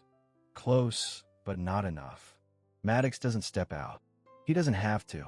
You can hear him smiling. The serpent comes again, faster. No warning coil, just a whip crack of head and neck, all hinge and hate. The blow aims higher this time, tipping for the need to lame what it can't crush. The stallion drops the joint in a hard, ugly dip, accepts the brush of scale against hair, and punishes the attempt with a second double-barreled kick. The angle isn't perfect. The right hoof glances, the left finds meat, and the sound turns into a mix of thud and scrape that leaves you dizzy with the dirt and blood taste of it. The barn wall booms when the snake's mass slams into it, boards shuddering, dust sifting down through old nail holes like a tired snowfall. The creature ricochets, rides the wall for balance, and pours back into the gap with a smear of speed that looks impossible for something so heavy. It is rage made efficient. It is patience canceled. The corridor tightens again. Hoof, fong, plank, puddle. The gutter swings overhead on its last screw, ticking like a metronome, counting out bad decisions. A broken rail splinters under the snake's passing, and a sliver of wood flicks into the stallion's shoulder. He flinches the sting away with a skin ripple that moves along his side like a thrown stone skimming water. Both animals reset on the same breath. They trade a half-second of stillness that isn't peace. The horse lowers his head, nostrils blown wide, drawing in rank wet, scale, sap, old lumber. The serpent narrows the line of its jaw, the tongue writing a short message in the rain. Again. They collide in a blur that turns the gap into percussion. The stallion reaches with his hinds and strikes hard as a farrier's mallet. 1-2. Aim for the hinge beneath the skull. The serpent takes the first, slides the second across armor-thick scale, and answers by slinging a loop for the gaskin, meaning to cinch bone and in motion at the root. The loop hits hair, slides on water, finds nothing. A near thing. Too near. Water explodes upward in a fan. Mud paints the barn in a dark, gridded arc. The horse's hoof leaves a crescent on the serpent's jaw, a wet bruise already blooming. The serpent's head snaps sideways and back, then darts low with surgical spite, grazing the skin at the back of the fetlock just enough to score a short red line that the rain immediately smears. The stallion grunts, short, furious, and kicks so hard the sound comes out of the ground a breath later, as if the earth itself has to cough. Evelyn's breath hitches in the doorway behind them. A broken sound she crushes flat before it has a chance to become a cry. Her fingers clamp white on the armrests. Her eyes don't blink. The child twists again, a rolling insistence that drags heat across her lower belly. She absorbs it and files it. Later, later, later. Maddox's silhouette adjusts, only the angle of his head, listening to the math. He wants a slip, a misread, a tendon that pops like a snapped wire. He wants proof that persistence is just a prettier word for failure.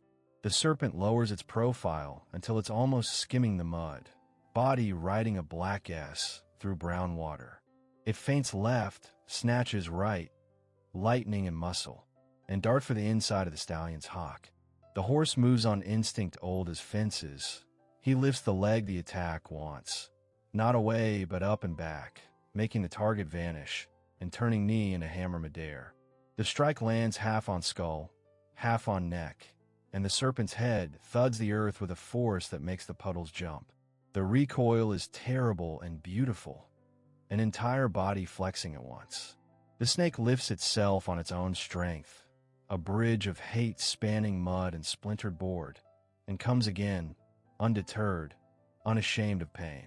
It's like watching a river punch rock. You know which one will still be here if neither ever quits. The stallion's sides quake.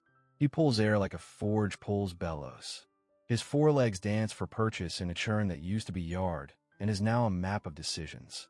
He half sits, then rockets forward, trying to drive the serpent's head back into the barn wall with enough authority to buy the next breath. For an instant, the plan works. Bone meets plank. The board groans. A new crack threads outward like the beginning of a bad idea. The serpent reassesses in a blink, abandons the wall, and shoots low again. But this time, instead of hunting the leg, it aims for the gap beneath the barrel, meaning to lift and roll the horse on his side in the mud. The move is mean. The move is smart.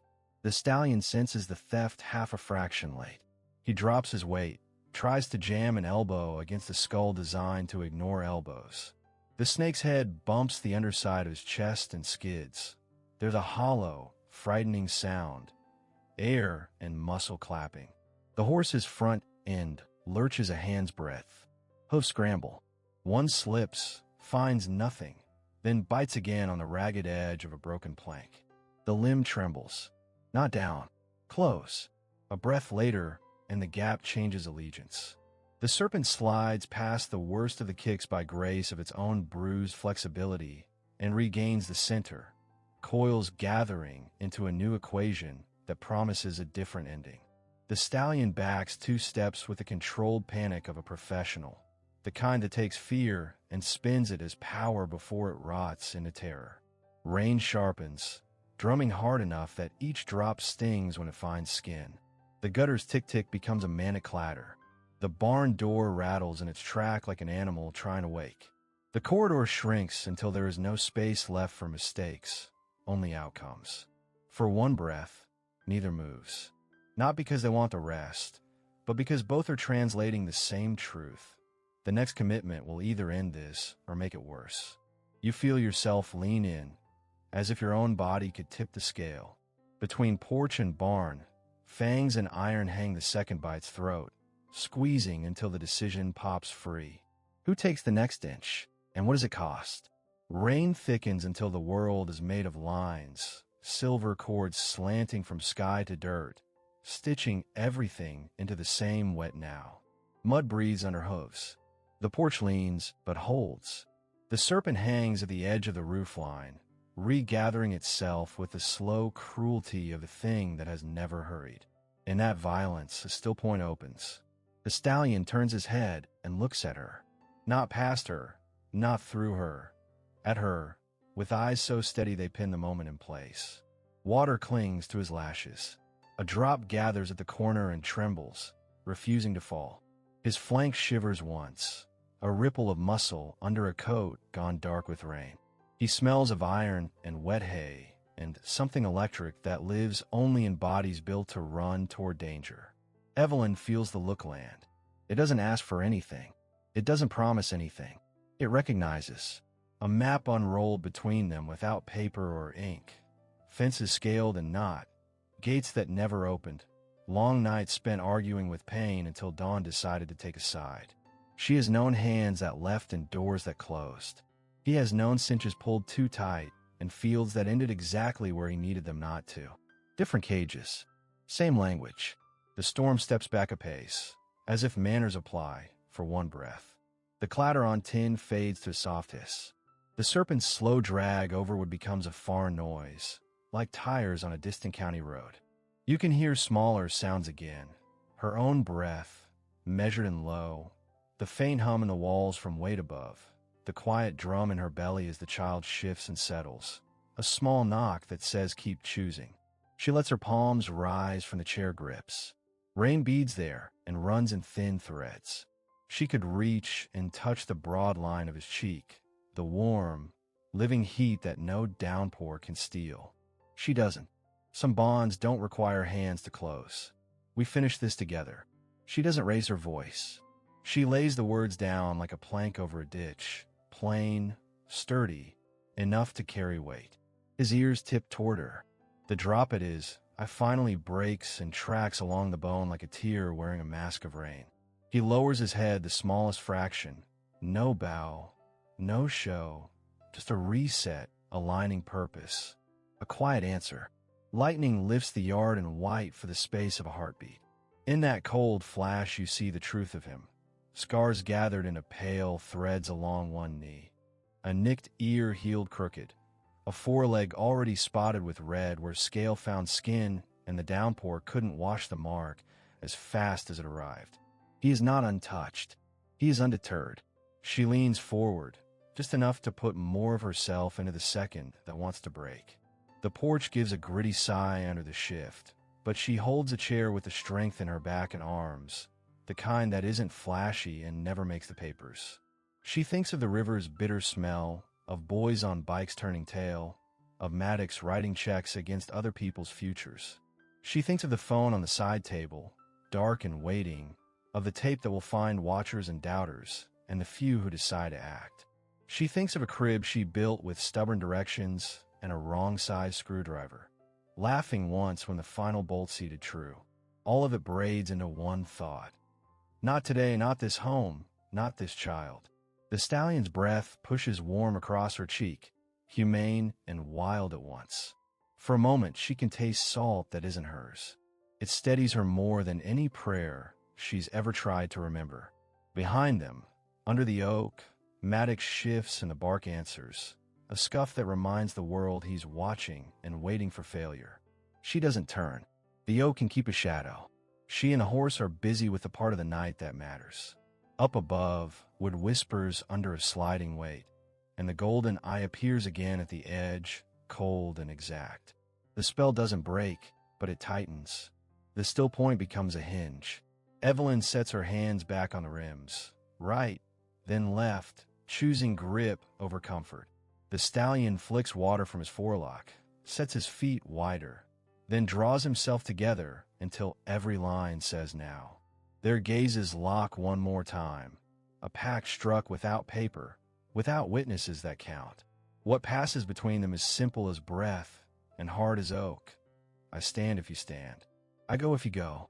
Rain surges, the serpent lowers, and the world slams the door on quiet. Together, they move. Rain strings off the oak in glassy threads, turning the ground beneath it into a dark sponge that breathes and swallows. The tree's lowest limbs grind quietly in the wind, and for a second it sounds like the land itself is thinking. Then he steps out. Colton Maddox breaks from the shade, as if the night has decided to cast him forward. The brim of his hat sheds water in a steady drip, lines of it curving off the felt and striking his shoulders. His coat hangs heavy, soaked through, but he wears the weight like a privilege. Each step sinks his boots a thumb's depth into the softened earth.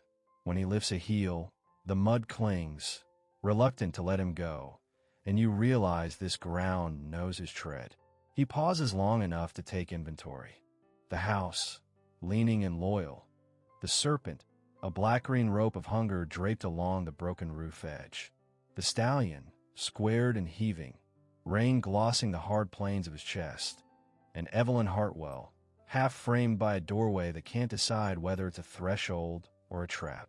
The brim lifts just enough for the gray in his eyes to show.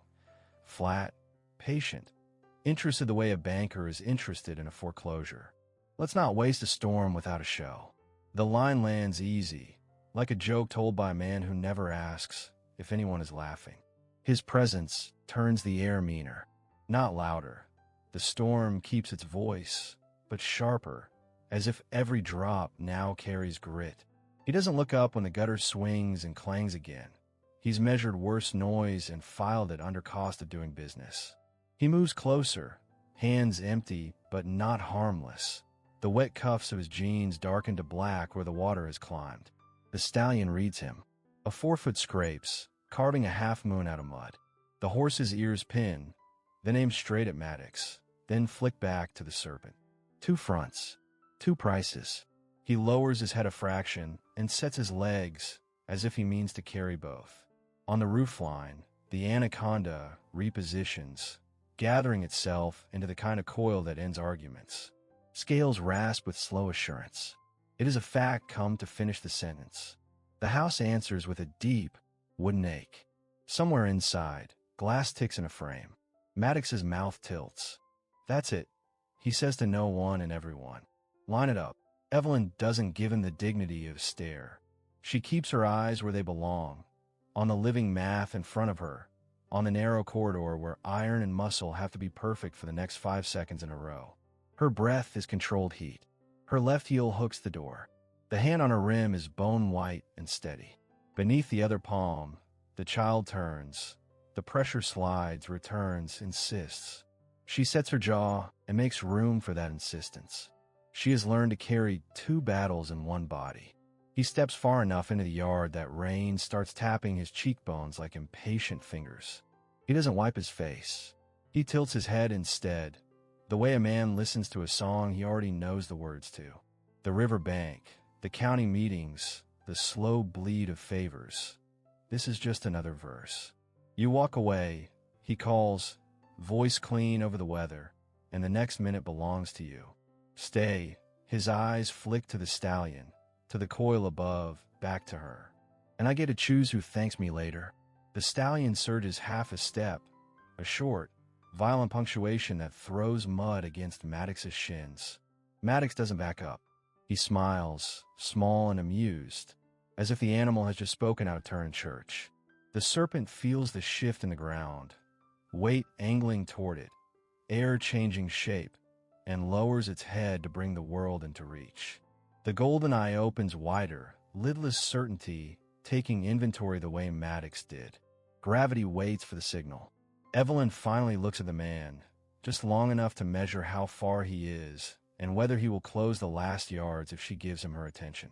The answer is yes. Men like him are moths to endings. She lets her gaze slide off him like rain off slate and returns it to the hinge of danger. If she gives him her eyes, he will take her time. If he takes her time, something else takes her life. He senses the dismissal and laughs under his breath, a small sound that wears the same shape as "of course you did." He pushes his thumb into the edge of his belt like a man ready to lean, to interfere, just enough that later he can say he saved a woman too proud to save herself.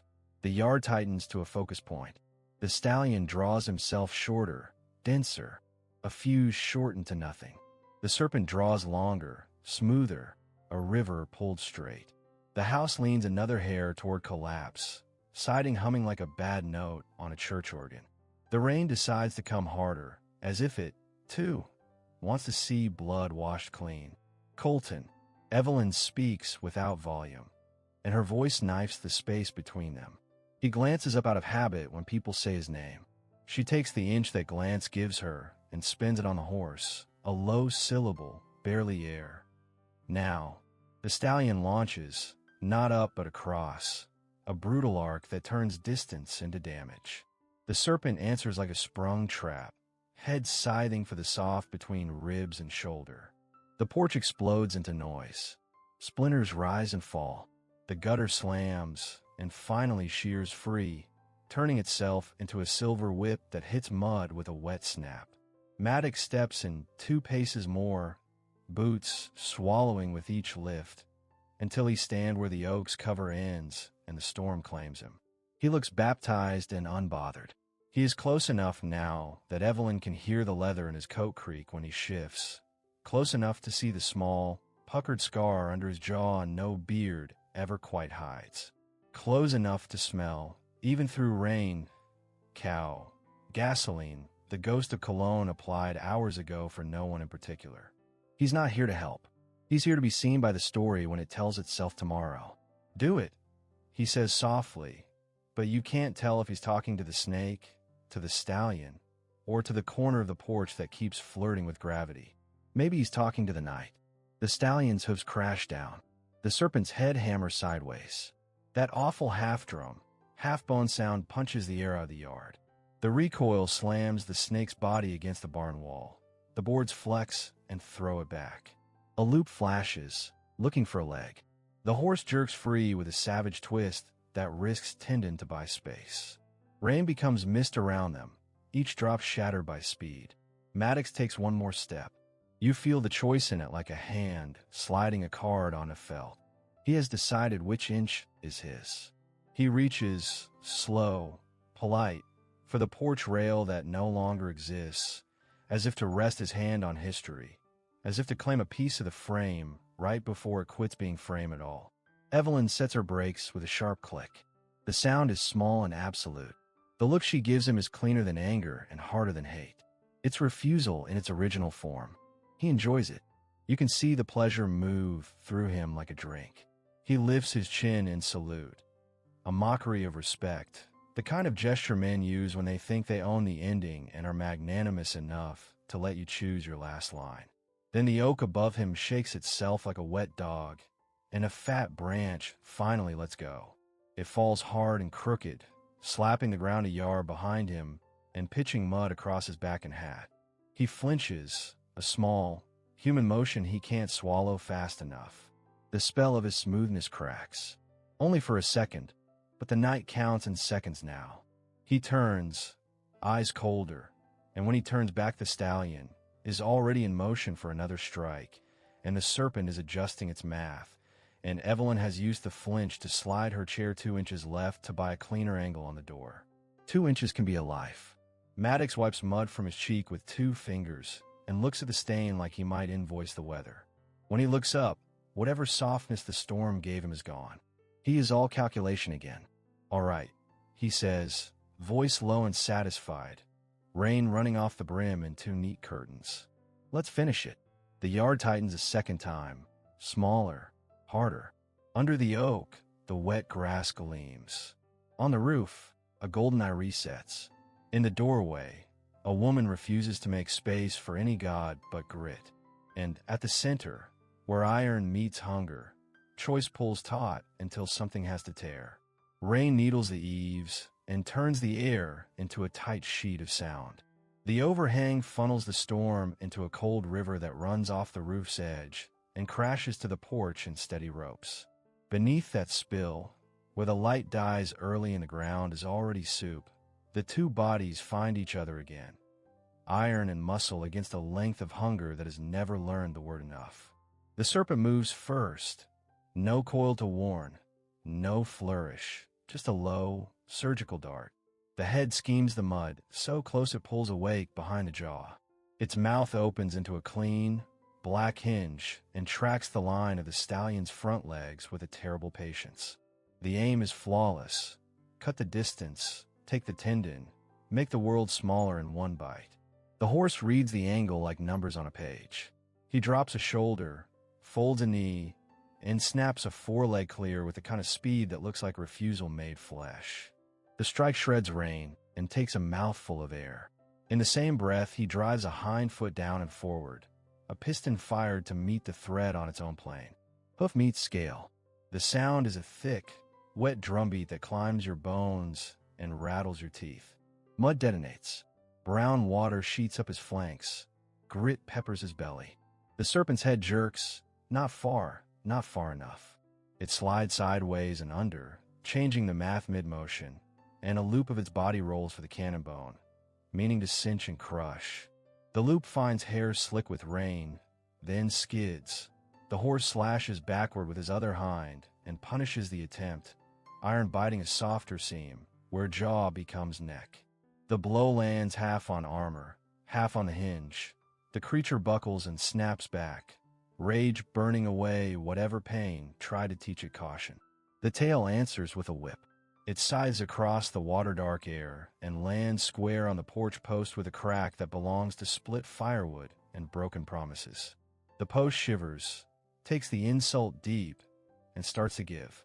The roof above them groans, a long, low protest, and dust leaks from the seam where rafters meet. The gutter shrieks as it scrapes across nails that were never meant to do this much work. Not the post. Evelyn's voice cuts through the rain, clean and sharp, not pleading, not loud, just the sound of a woman correcting the universe with the force of her will. The stallion hears the change in the house the way he hears a storm 10 miles off. He flares his nostrils, drags in the wet breath of rot and sap and scale, and shifts his weight a hair to brace against the new tilt. His ears flick, a quick, feral calculation. Keep the serpent in front, keep the failing wood to the side, keep the woman behind him where his body can be a wall. The snake dives again, meaner now, closer to the muck, riding an S through the mud that tightens with murderous precision. It shoots for the inside of the fetlock, the small, merciless target that turns speed into collapse. The stallion jerks the leg up, not away but higher, and slams the hoof straight down into the oncoming skull. Iron on bone, tooth grates metal, a sound like a bottle breaking under a boot. The head glances off and the tail whips again, catching the same wounded post. The crack widens into a smile that shows wet, dark wood beneath gray paint. The porch lists a finger's width. Water chooses new paths. A cold run slides across Evelyn's ankles and pools under the chair. She kicks the door with her heel to wedge it as a brace, sets the brakes hard, and leans backward until her shoulders bite the frame. The child rolls under her palm, present, insistent, and she anchors herself with that small, fierce motion. Under the eaves, the horse digs for purchase with a forefoot, carving a trench in soup-thick earth. He rises, arcs, and hammers the roof's lip again to break the serpent's timing. The strike lands wide. The eaves groan. A wedge of shingle shears off and cartwheels through the rain to vanish in muck. The snake slides sideways along the beam, turns on itself like a length of cable coiling under tension, and fires the tail once more. This time it kisses the post high. Wood spits a splinter the length of a hand. The post-top mortise begins to creep. Maddox laughs, one short, bright note from the wet grass by the oak, and the storm eats half of it. He tips his chin as if applauding a good set at a rodeo. The sound makes the scene meaner. The horse answers by pinning his ears until they flatten like blades and charging a half-step that throws mud into the man's shins and shuts him up without ever looking at him. The serpent goes low for a new angle, then whips up suddenly, a vertical strike that tries to turn the horse's chest into a target. The stallion meets it with a savage, downward chop of both forehooves, his whole frame compressing and releasing like a bow bent to the string. Iron slam scale. The head thuds the porch edge and rebounds into rain. For a beat, the creature's jaws hang a fraction open, not stunned, just recalculating the world through a new ache. Above, the roof makes a noise Evelyn has never heard from a house that raised her, a tired, animal sound, something between a sigh and a warning. The gutter, stripped of purpose, swings in a dizzy ellipse and smacks the siding. A picture frame inside answers with a soft tick, glass knocking wood. The bones of the home are speaking, and the language is not much longer. Hold, Evelyn tells the wood, the horse, the night. It doesn't sound like hope. It sounds like terms. The stallion shifts again, not up, not out, but under, gathering himself tight under his own center of gravity. Rain rivers down the deep grooves of his neck. A vein pulses hard along his temple. His eyes never leave the serpent's head. The next inch will be theirs, or it won't. He knows it. She knows it. The house knows it. The snake makes its smartest move yet.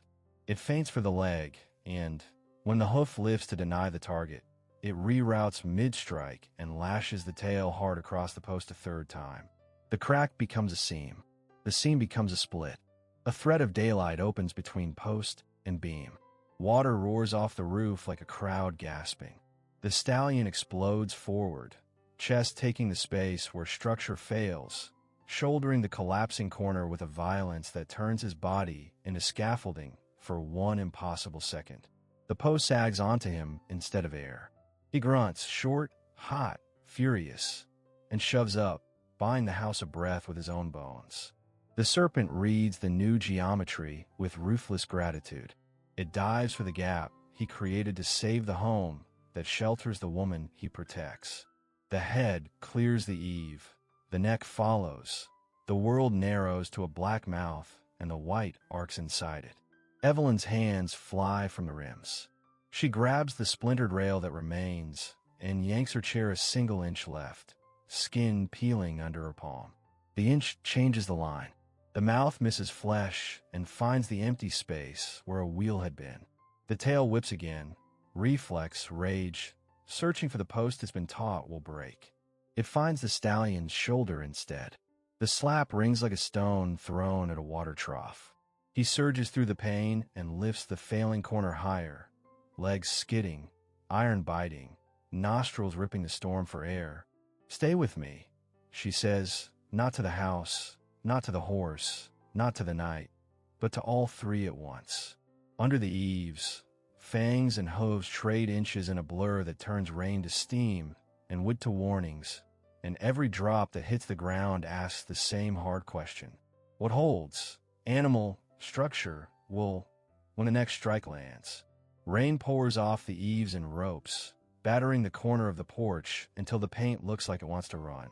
The serpent coils, then thrashes, not wild, not clumsy, calculated violence tuned to the softness of old wood. Its body slams the support beam. A crack splits the night, clean and awful, the kind of sound that makes your stomach fall even while your body is still upright. The beam splinters along a dark vein that must have been hiding for years, a flaw waiting for this exact second to declare itself. The porch tilts. Not a lot. Enough. Evelyn's chair skates an inch, then two. The left will lifts from the boards, hanging in midair like a held breath. The right will squeals against wet wood, rubber searching for friction that isn't there. The floor drops a fraction more. The angle changes the rules on her body. Gravity reaches for her hip, her shoulder, her belly in separate grabs. She snatches the rail with both hands and feels the wood bite her palms. Skins peels. Pain says you're alive. She locks her elbows, hauls herself back towards square with a ferocity she didn't know she had left. I'm not falling today. The words are iron. They weigh enough to tip her center of balance back onto the boards by an inch, and an inch is everything. The serpent takes the failure personally. It whips again, tail carving the wet air, smashing the already wounded beam until it spits out in sharp, wet confetti. The golden eye tilts toward the gap the tilt created, seeing what gravity sees. If the corner goes, the woman goes with it. The head lowers, tongue tasting the new angles, the close warmth of blood and breath and fight. The stallion moves like a bridge being built between a collapse and the person it intends to crush. He drops his hindquarters, shoves off the churned yard, and shoulders into the failing corner with the blunt authority of a battering ram turned merciful. His chest takes the rail's weight. A grunt hammers out of him. Short, hot, unembarrassed. He plants his 4 feet wide, hooves grinding for purchase, iron biting the edge of a board that was never meant to hold a living engine. For a second the porch rests on him, and the house, Evelyn's house, accepts a horse as a beam. The left will kisses the floor again with a wet clack. She chokes on relief and refuses to breathe it in. Not yet. Her hands slip on the rail, red fingerprints bright against the washed-out paint.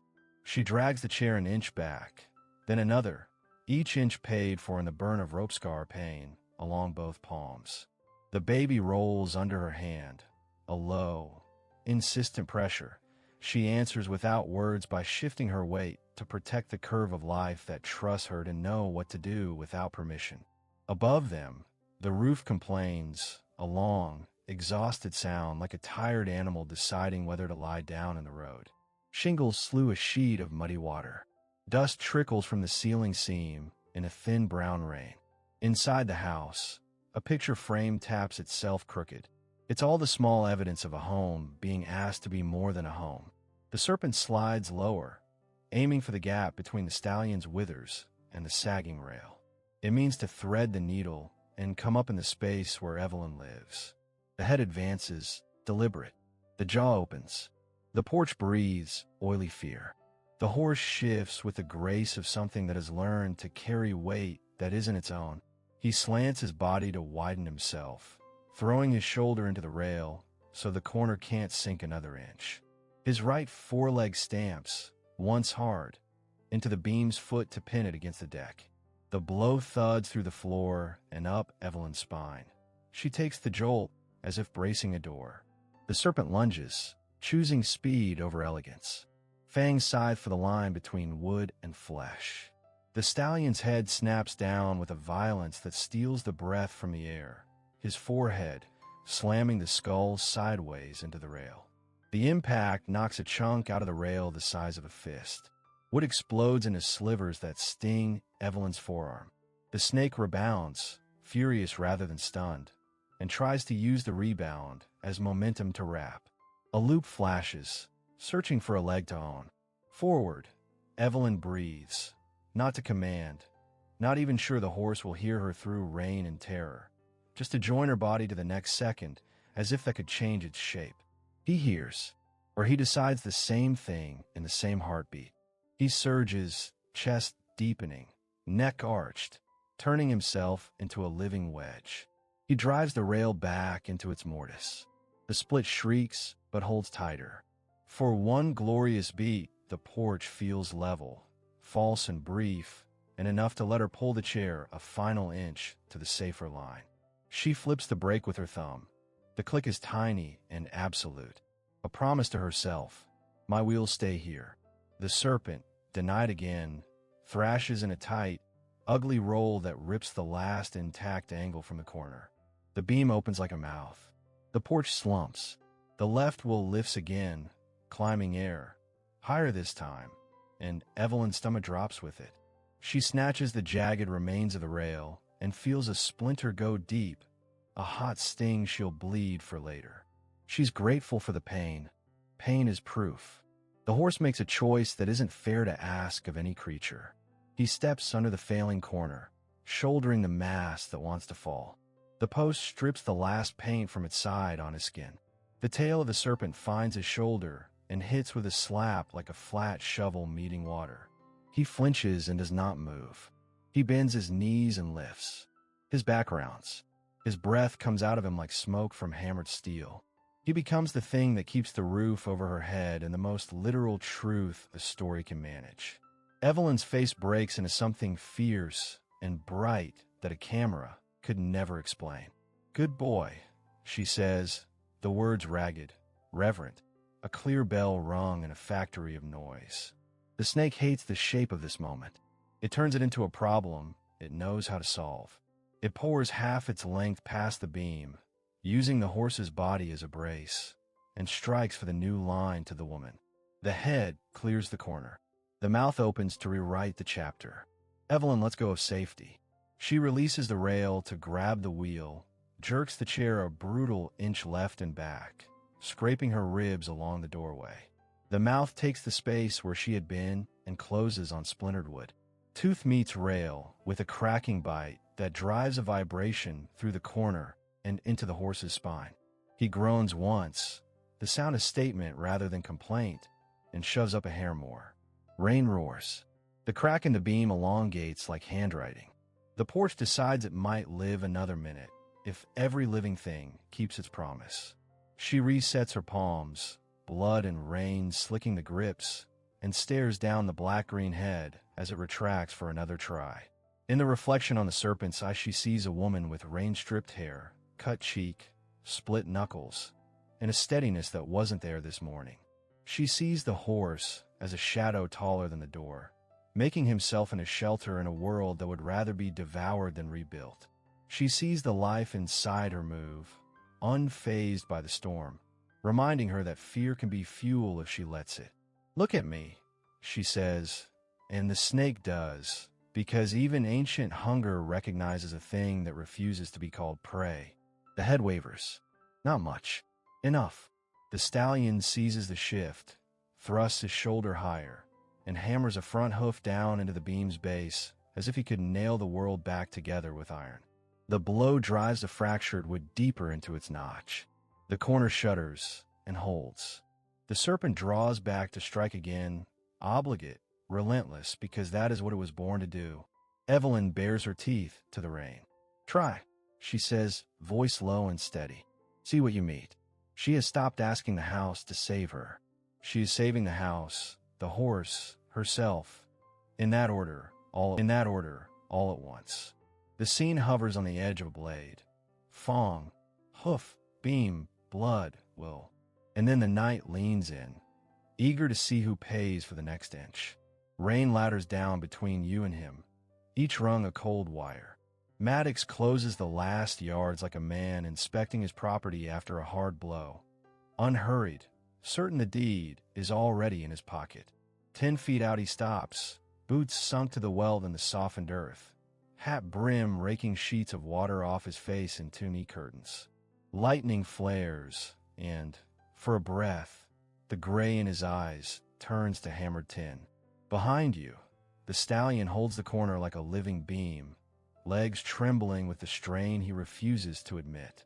In front of you, the serpent gathers itself again, head low, mouth working through new pain toward older purpose.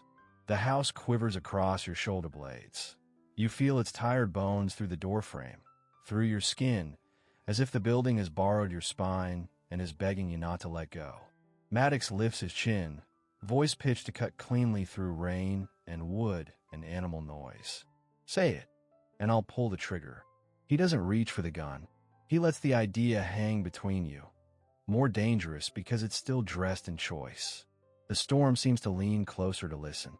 Somewhere inside the house, a frame taps, a tiny, nervous metronome counting out seconds that don't belong to any clock you respect. Ended how? You ask, not because you need his answer, but because predators often tell on themselves when they think victory has made them eloquent. "Kindly," he says, and the word comes out smooth as oiled leather. Snake's head off. Horse let out. Porch braced till morning. I make a call. Water testing vanishes. Your little video disappears into the polite paper pile. You sleep. His smile tilts. And you tell Raven Creek you were wrong about me. The serpent drags one slow, scale length farther along the beam. The sound knifes along the grain of the porch, wood flinching in its own language. The stallion blows a sharp, hot breath and shoves up, buying another inch of level with his own bones. Mud climbs his fetlocks. A bruise the size of a palm is already blooming beneath wet hair.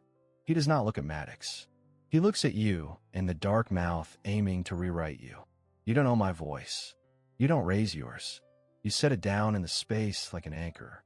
He takes a small step, the kind a man takes when he wants to be nearer to the moment he believes he made.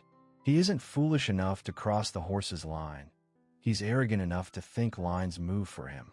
I own options, he says, making the word sound merciful. And this is one. The rain hardens, turning the world into static.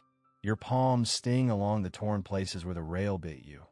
Blood thins into pink threads that the downpour erases as fast as it makes them. Beneath your hand, the child shifts and settles with a stubborn rhythm, an insistent drum reminding you that some lives arrive because someone refused the wrong bargain. Maddox tips his head toward the coil above, toward the animal braced beneath your roof. You think this night proves anything about right and wrong? It proves leverage and timing. That's all. His mouth barely moves. Say I was a good man to come. Say you misjudged me. Say the river will take care of itself. The serpent's head dips, finally done with rehearsal. The jaw loosens a fraction, the neck aligns, the old, dark equation finding its solution. The house answers with a long, hurt groan that rattles dust from the seam over the door. The stallion grinds a hoof into the splintered beam and turns a shoulder, widening himself until he is, as far as the porch is concerned, a wall with a heartbeat. Maddox watches the geometry click toward impact and bares his teeth in something like a smile. Last offer.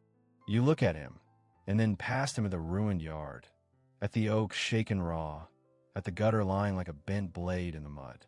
You think about the boys on the bikes, the fish spinning belly up in an oily eddy, the taste of metal on wind.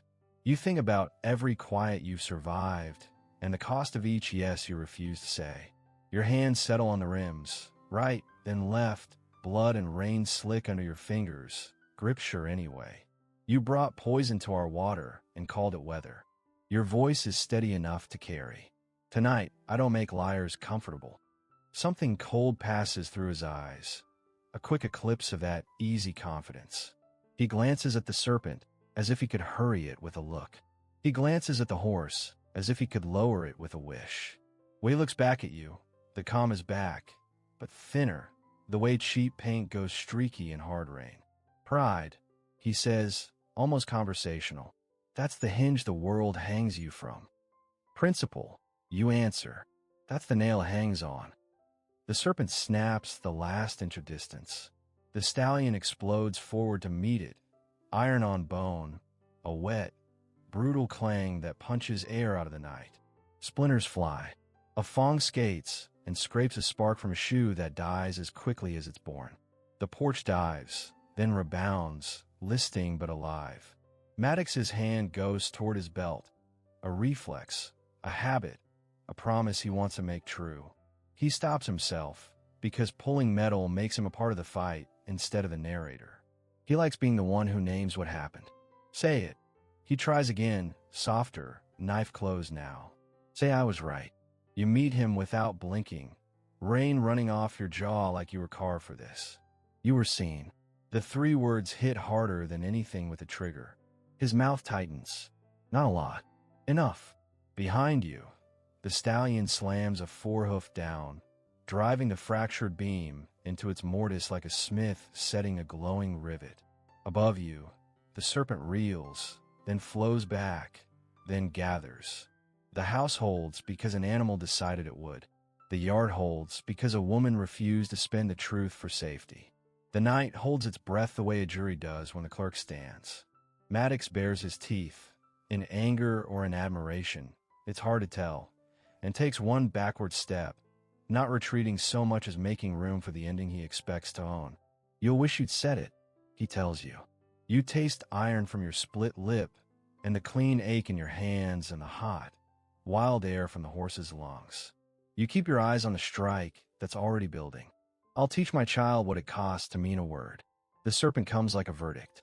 The stallion meets it like an appeal with teeth. The porch screams. The rain drowns the sparks before anyone sees them. And over the roar, his offer, small now, shrinking in the downpour, falls to the ground and gets lost in the mud where things without roots go to vanish.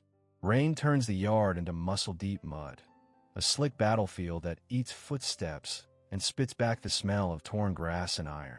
The stallion drops his weight, bows his neck, and drives, one brutal stride, then another, until his chest crashes the serpent's middle like a battering ram. Hooves piston into scale with the dull, body-thick thud of a sledge meeting wet oak. Shock ripples the length of the reptile, a wave that distorts its dark body into a grim ribbon. The snake answers with noise, a wet, tearing hiss that feels more like heat than sound. It twists to bite, but the horse is already moving, carving a half circle in the muck, keeping that savage head at the end of an ever-wrong angle. Spray fans from each strike, brown arcs stitched with grass, pebbles, and rain that hasn't learned to fall straight. The stallion doesn't blink. His flanks quiver, legs chattering under loads no bone should welcome, but he will not cede an inch he is paid for. He crowds the serpent off the porch line and into open yard, where it can't fail, and only bodies get to keep score. Every drive of his 4 feet is an argument. Every breath he drags is a refusal. The serpent gathers itself to spring and finds the ground itself is a thief. Mud sucks at its weight, stealing speed, forcing it to unspool longer than it wants to. That extra length becomes target. The stallion finds it. He hammers the exposed midsection again. Left, right, precision stapled to fury. Scales dent. The reptile's spine flexes in a ragged arc and slaps the earth, throwing up a sheet of cold water that peppers the horse's chest and Evelyn's bare forearms with grit. Now, Evelyn's shout hits like a thrown rope. Time, taut, meant to catch. The horse answers on the same breath, surging forward with a violence that looks like joy because it feels like purpose. He drives the heavy body toward the open field, where the yard slides into the scrim of scrub and saplings that guard the tree-line. The serpent tries to pivot for a new line on his legs. He cuts outside its curve, pins the middle again, and forces it to write a different shape in the mud. Behind them, the house groans but holds, freed of one crushing weight. Water roars off the roof in 2 silver curtains and slaps the boards the horse just vacated. The gutter lies in the mud like a bent blade. The broken post leans into its wound and does not fail because the worst pressure has moved to where living things can argue it down. The snake makes a nastier choice. Tail whip, low and mean, for the inside of the hock. The stallion reads at a heartbeat ahead, floats the leg the tail wants, and answers with a backward hammer, so close to the skull you hear tooth click tooth. The reptile jerks, not far, then pours itself away from the blow, angling for the scrub where roots give it leverage and shadow gives it mercy. The horse refuses to let it gather either. He plows the mud into trenches that fill as fast as he makes them. Ears razored flat, mouth tight, he pushes a living wall into a living rope, converting the serpent's length into liability with each hard, ugly yard. Quiver creeps up his thighs, but it's the quiver of a forge at peak heat. Dangerous, yes, but usable if he stays exact. A new sound threads the storm, the long, dragged rasp of scale over twig and weed as the snake tries to disappear into green. The tree-line is 20 strides away. Each one the serpent steals becomes a question, with only bad answers for Evelyn. She feels it, the math snapping tight. Space equals options equals time alive. Keep 'em honest, she yells, voice raw and bright. Not a prayer. A partner's call. The stallion slashes a diagonal to cut off the escape angle and slams both front feet into the coil that has the most to lose. Impact turns the rein to mist around the strike point. The serpent bunches, lurches, tries to throw its own weight into a loop that will own a leg and drag the fight where the horse can't stand. The loop finds cannon bone, slides on hair and water, and fails. Iron rings scale with a hard, ugly music that says this night wants a decision. The snake opens its mouth, so wide the world seems to narrow into it. The horse drops his head and meets the hinge with his forehead in a blow that would fell a smaller thing. The skull torques sideways. A fawn gouges a shoe and dies with a bright, useless spark. You can almost feel the ache that flickers through the reptile's length. New, unwanted, before rage replaces it with the promise of more.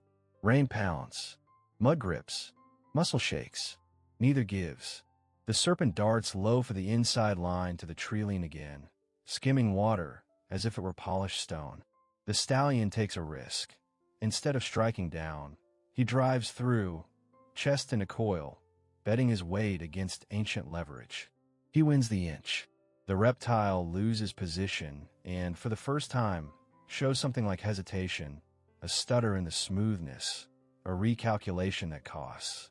Evelyn hears that cost like most folks hear a name. Hold him, hold him. She is upright in the doorway, hands split and slick, eyes lit with something that makes rain look slow. The child kicks once, hard, as if to stamp its own mark on the night. The stallion shoves. It is not elegant. It is not pretty. It is perfect. He turns the long body in the ruined yard the way a rider might turn a green colt from a fence. Firm, relentless, without malice and without mercy. Each hoof plants with a sucking pop. Each plant becomes the next launch. He denies the trees.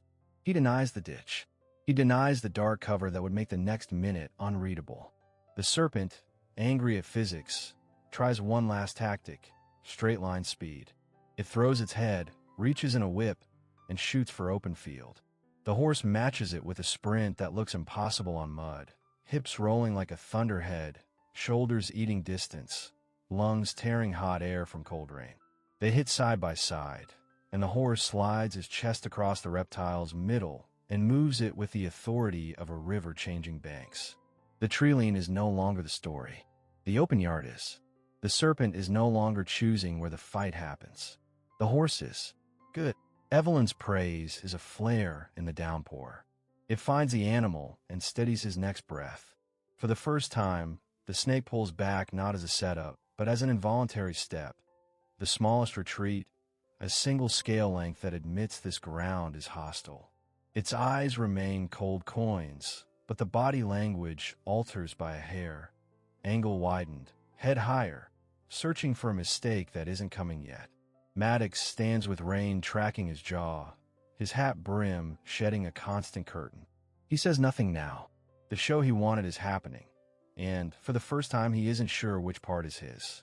The stallion plants square, legs trembling but true, ears locked on the serpent's skull. He draws himself to full height, as if making a statement the land can notarize. I am not moving back.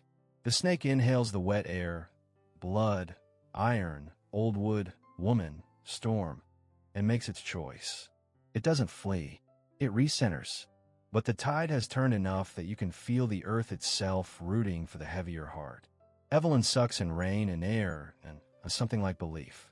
Now, she says again, not as a shout this time, but as a verdict, a key turned, a gear engaging. The stallion answers with motion. Forward, hard, clean, pounding the truth into mud until the treeline stops mattering and the serpent's options shrink to the size of its rage. The night sky was a restless beast, its belly swollen with storm, growling low and deep over the barn. The air was thick enough to taste, laced with the sharp tang of ozone, as if the clouds themselves were holding their breath for what came next. A jagged vein of lightning tore the darkness open, blinding white slicing the heavens. And for an instant, the entire yard froze like a photograph burned into the eyes. The stallion's front legs hung mid-air, hooves inches from crushing down on the serpent's writhing body. The snake's coils glistened in that merciless flash, every muscle taut, a living rope of muscle and malice. Maddox stood 10 feet away, his hand hovering so close to his holster it might as well have been glued there, the metal catching a ghost of that lightning's glare. Evelyn's silhouette was rigid against the barn wall, her breath short and fierce, eyes locked on both predator and would-be savior. The thunder followed, not a crack, but a violent, rolling concussion that made the ground shudder, and the barns would groan like something ancient remembering pain. Rain began to fall in sudden, fat drops, each one hitting the mud with a smack that only deepened the smell of earth and adrenaline. The serpent's head turned toward Maddox, unblinking, unhuman, as though it recognized something equally predatory in him. "Choose fast," Maddox said, his voice low but slicing through the storm like a blade through wet cloth. It wasn't just a command. It was a dare, a trap disguised as a lifeline. Evelyn's chest rose once, sharply. Her knuckles whitened where she clutched the wooden fence, every nerve in her body screaming to move. Yet something, pride, defiance, or sheer stubbornness, rooted her in place. She looked past Maddox, past the glint of steel under his fingers, to the stallion, who stood unflinching, every muscle vibrating with that terrible, patient strength that precedes either victory or collapse. Another flash, this one closer, louder, the kind that turns night into a momentary, impossible day. In its light, Evelyn could see the rivulets of water running off the horse's mane, the rain pooling in the snake's scaled grooves, the smirk not yet formed, but lurking in the corner of Maddox's mouth. The moment felt stretched beyond reason, like the world had narrowed to this muddy yard, these three beating hearts, and the unspoken truth that when the light faded, something, or someone, would be gone. The rain thickened, drumming on the barn roof, masking small movements but amplifying the big ones. The stallion's hooves came down with a sound that was part thunder, part war drum. The serpent recoiled, its body folding back toward the tree lean, but not fast enough to erase the promise in Maddox's eyes. Whatever left this yard tonight would not leave whole. And Evelyn, teeth clenched, still hadn't decided whether her next move would save her life or cost her everything she had left. Rain clung to everything, to the barn's splintered walls, to Evelyn's hair plastered against her cheeks, to the trembling ground where hoof prints and serpent tracks tangled in the mud. The stallion stood like a carved statue, legs locked, muscles quivering under the soaked hide, every breath pushing steam into the night air. His nostrils flared, tasting the scent of danger that still lingered, even as the serpent began to withdraw. The snake's body moved in slow, deliberate waves, its scales dulled now by bruises and streaks of dirt. Every coil looked heavier than the last, as though each inch that retreated toward the tree lean was a concession it hated to give. The sound it made, a deep, dragging rasp, seemed to claw at the silence between thunder's growls. Its head turned once, just enough for one golden eye to catch the dim light spilling from a barn window. That eye lingered, not on the horse, but on Evelyn, as if fixing her in some unspoken ledger. Evelyn's hands trembled on the fence rail. She could feel the ghost of the snake's presence in her chest, in the uneven rhythm of her breathing. When she finally found her voice, it came soft, almost swallowed by the rain. "You did it." Her words weren't just for the horse. They were for herself, for the part of her that hadn't fled when every instinct told her to run. The stallion didn't move, didn't break his watch, until the last length of scaled muscle slipped into the black mouth of the forest. Even then, he leaned forward slightly, ears pricked, as if expecting it to come back. Lightning flared again, and for a heartbeat the tree lean lit up, twisted trunks, dripping leaves, and nothing else. Evelyn stepped down from the fence, her boots sinking in the mud, the sound loud against the sudden quiet. The danger was gone, yes, but the air didn't feel lighter. It was as if the forest itself had swallowed the serpent whole and was now holding its breath. Somewhere deep in the trees, a branch cracked. It could have been the wind. It could have been something else. The stallion's ears flicked toward the sound, and Evelyn's gaze followed, her pulse refusing to slow. Because the retreat of scales didn't feel like an ending. It felt like a promise. Rain has lost its rage, and settled into a steady insistence, a gray curtain knitting the yard to the road. The serpent's trail is already softening, filled with water and the careless print of running drops. The stallion stands square, sides heaving, every breath a furnace blast turned cool by the weather, ears switching between the tree-lean and the woman he chose. The house leans but holds, its wounded corner braced by the kind of luck built from stubbornness. Maddox waits until the silence gets its footing. Then he closes the distance. He doesn't swagger now. He walks like a man finishing paperwork, each step measured, the hat brim shedding a neat trickle along his jaw. Up close, the rain takes the shine off him. What's left is the habit of winning.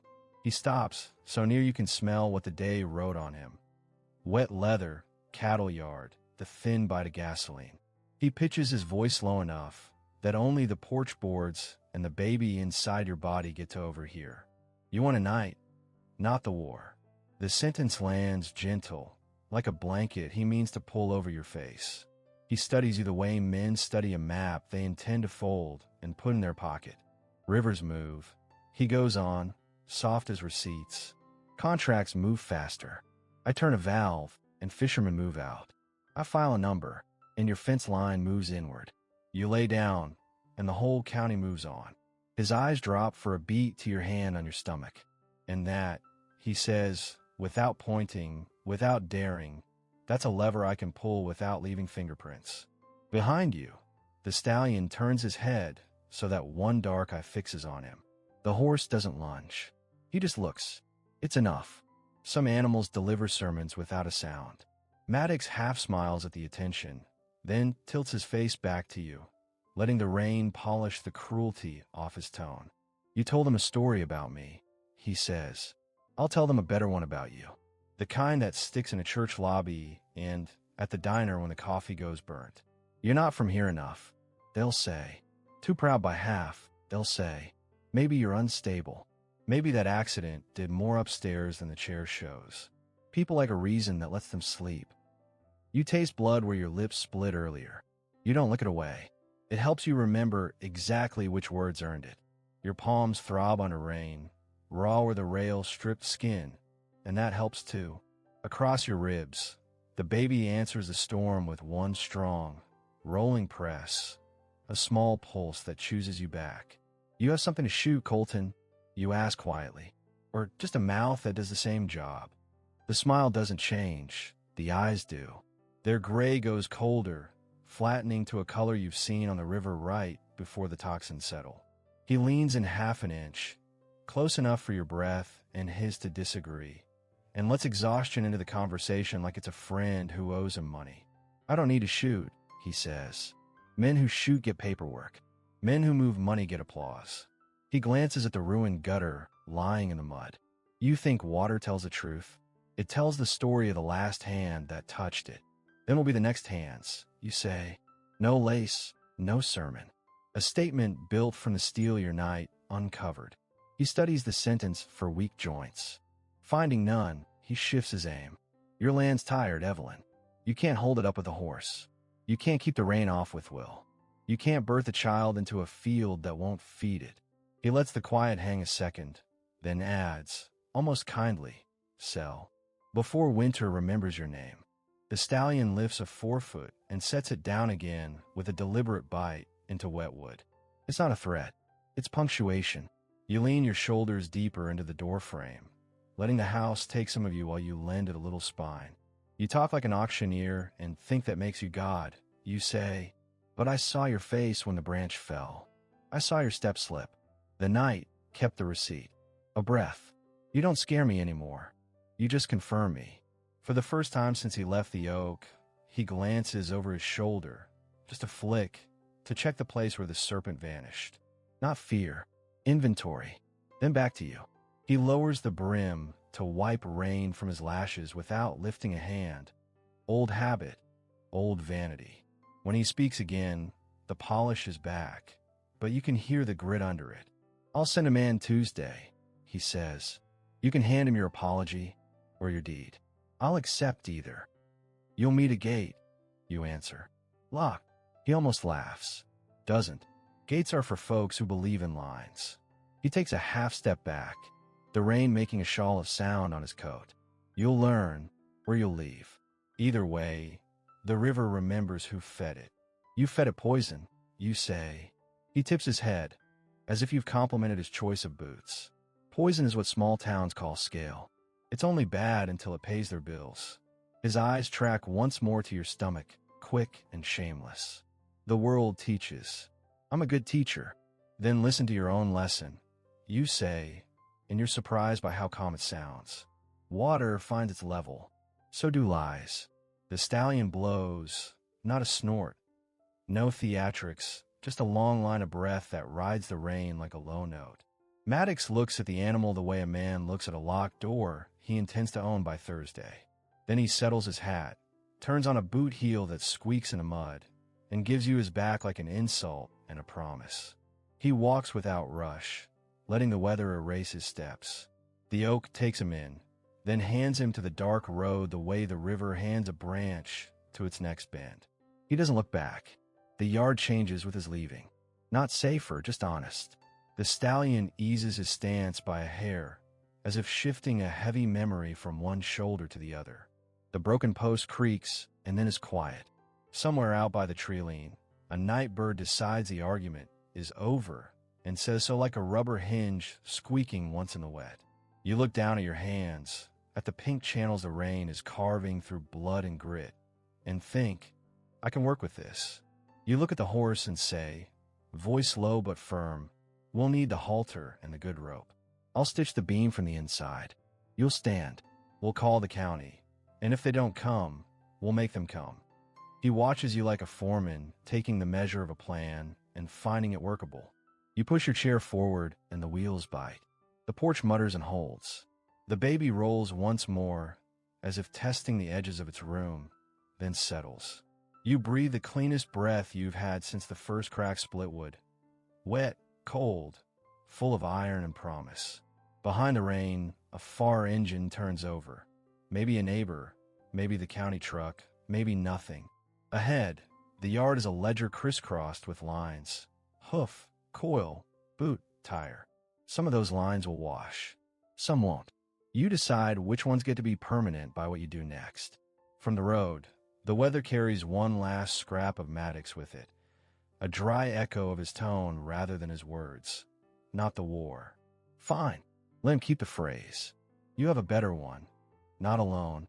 The rain had settled into a steady, unhurried rhythm, each drop a soft percussion on the warped boards of the porch.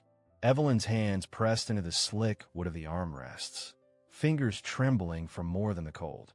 The air was thick with the smell of wet earth and cedar, and somewhere beyond the haze of the downpour, the world felt impossibly quiet, except for the sound of breathing. Not hers. Not human.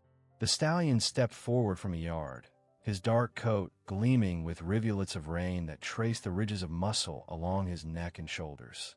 He moved without hurry, as if the space between them had always belonged to him, as if the storm itself bent around his presence. Evelyn leaned forward, chest rising and falling in shallow bursts, her heartbeat still tangled in the chaos of what had just happened. She had seen his strength in motion, heard the pounding of his hooves as they defied danger. But now, seeing him like this, so close, stripped of the violence of the moment, she realized that strength was only part of what he carried. The boards creaked under his weight as he stepped onto the porch. His breath came in warm clouds, cutting through the damp chill and brushing against her cheek like a secret.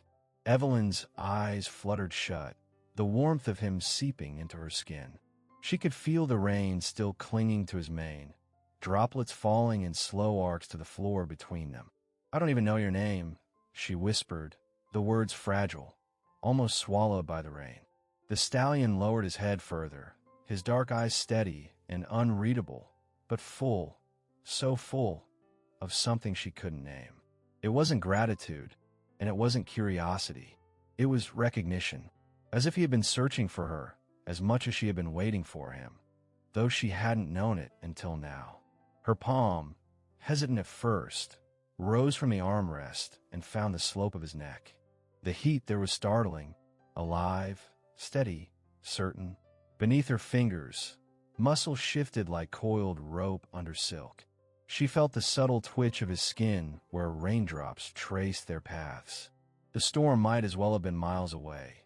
Here, under the shallow overhang of the porch, it was just them. She didn't know why her throat tightened, why her eyes burned with tears she hadn't expected. Maybe it was the way the stallion didn't flinch from her touch, didn't step back, didn't treat her as fragile. For months, every gaze she'd met had been full of pity or discomfort, like they didn't know where to look or how to stand near her without seeing only what she had lost. But he looked at her like nothing was missing. Somewhere out in the darkness beyond the tree lean, a branch cracked, the sound faint but sharp. The stallion's ears flicked toward it, a ripple of alertness running through him, but he didn't move away. He stayed anchored to her, as if weighing the world outside against the one they had in this moment, and choosing her. The rain thickened again, a fresh curtain sliding down between them and the rest of the world. Evelyn leaned closer, her forehead nearly touching his, and breathed in the scent of rain, earth, and something wild she couldn't place. Her pulse slowed, sinking almost unconsciously with the rise and fall of his breath. In the silence between raindrops, she realized she was no longer thinking about fear or the serpent or Maddox's shadow still lurking in her mind. She was thinking about the impossible way a nameless animal could feel like the safest place she'd been in years. And then, just as her lips parted, perhaps to speak, perhaps to name him, the stallion pulled in a slow breath, his gaze never leaving hers, as though he already knew the weight of the words she hadn't yet found. The question of what came next lingered, heavy and alive, in the wet night air. The storm hadn't let up all night. Wind pushed against the wooden frame of the house, carrying the smell of wet soil and pine through every crack. Evelyn stood just inside her front room, the dim flicker of a single lantern casting her shadow long across the floorboards. Her pulse was still uneven, her breath shallow, not from fear, but from the kind of uncertainty that makes the air heavier than it should be. Through the thin glass of the window, she could see him. The stallion stood at the edge of the porch, head lowered, reins sliding down his dark mane in shining threads. He hadn't moved since he followed her back here, as if waiting for her to decide whether the distance between them would stay or vanish. Her fingers brushed the brass latch on the door. Cold metal, familiar weight. She'd kept this barrier closed against the world for months, against Maddox's return, against neighbors' stares, against the memories that crowded in when the nights got too long. Opening it felt like letting danger seep in. But tonight, danger didn't look like the enemy. Tonight, it looked like a horse standing in the rain, refusing to leave. The wind shifted, carrying the deep, steady sound of his breathing. Something in her chest tightened, not in pain, but in recognition, as though her body knew before her mind did. She unhooked the latch. The wood groaned softly, almost reluctant after so long, but the door gave way under her hand. Cool air rushed in, carrying the damp scent of him, of rain on warm skin. Evelyn stepped back just enough for the doorway to frame them both in the lantern's glow. The stallion's ears flicked forward, his gaze locking on hers, and for a moment it felt like the space between them wasn't measured in feet, but in trust, or the lack of it. The rain sheeted down just beyond the porch, loud and insistent, but here, under the overhang, the sound softened. He shifted his weight forward, one hoof landing on the porch with a muffled thud. Drops fell from his mane onto the planks, pooling into dark circles. Evelyn's knuckles whitened around the doorframe. "Stay." The word left her before she planned it, quiet but firm. Her throat tightened, but she forced the rest out. Just for tonight. The lantern light caught the fine steam rising from his body, the edges of him glowing against the shadowed rain. He didn't move fast, just a slow, deliberate step closer, then another, until he was standing just inside the arc of light, his breath warm enough to touch her cheek if she leaned forward. Something shifted inside her then, subtle but undeniable. This wasn't pity. This wasn't rescue. It was agreement. A silent pact that she didn't have to sign for it to be binding. Her mind still told her it was a bad idea. That letting anything this close meant giving it the power to leave, to take something when it went. But her hand moved anyway, brushing wet hair from her face. The gesture almost a mirror of what she wanted to do to him. Reach out, close the space, feel something alive beneath her fingers. The door remained open, the storm beyond still wild and untamed. Yet in the narrow circle of lantern light, it felt like the rest of the world had been pushed back. The question now was not whether he would stay, but what would happen if he did. The rain had stopped sometime before dawn, but the ground still breathed with it. From her porch, Evelyn could see steam lifting in thin ribbons from the soaked earth, curling like ghosts in the pale light. The sky was still fractured from the night's assault, scattered clouds drifting over streaks of washed-out pink and gold. It was the kind of morning that felt quiet on the surface, but carried the weight of something waiting to return. She stepped down from the porch barefoot, the dam boards cool under her soles. The stallion stood in the yard, dark against the brightening horizon, his coat still clinging to the last traces of rain. Each slow exhale rose from his nostrils in white streams that mingled with the mist rolling off the ground. Evelyn approached without thinking, without calculating the risks, without the old reflex to guard herself. Her hand rose almost of its own accord, finding the warmth of his neck. The muscles shifted under her palm, alive and steady, the skin damp but warm, the pulse beneath strong enough to quiet a room if anyone cared to listen. For a moment, she did nothing but match her breathing to his. The air between them was not entirely still.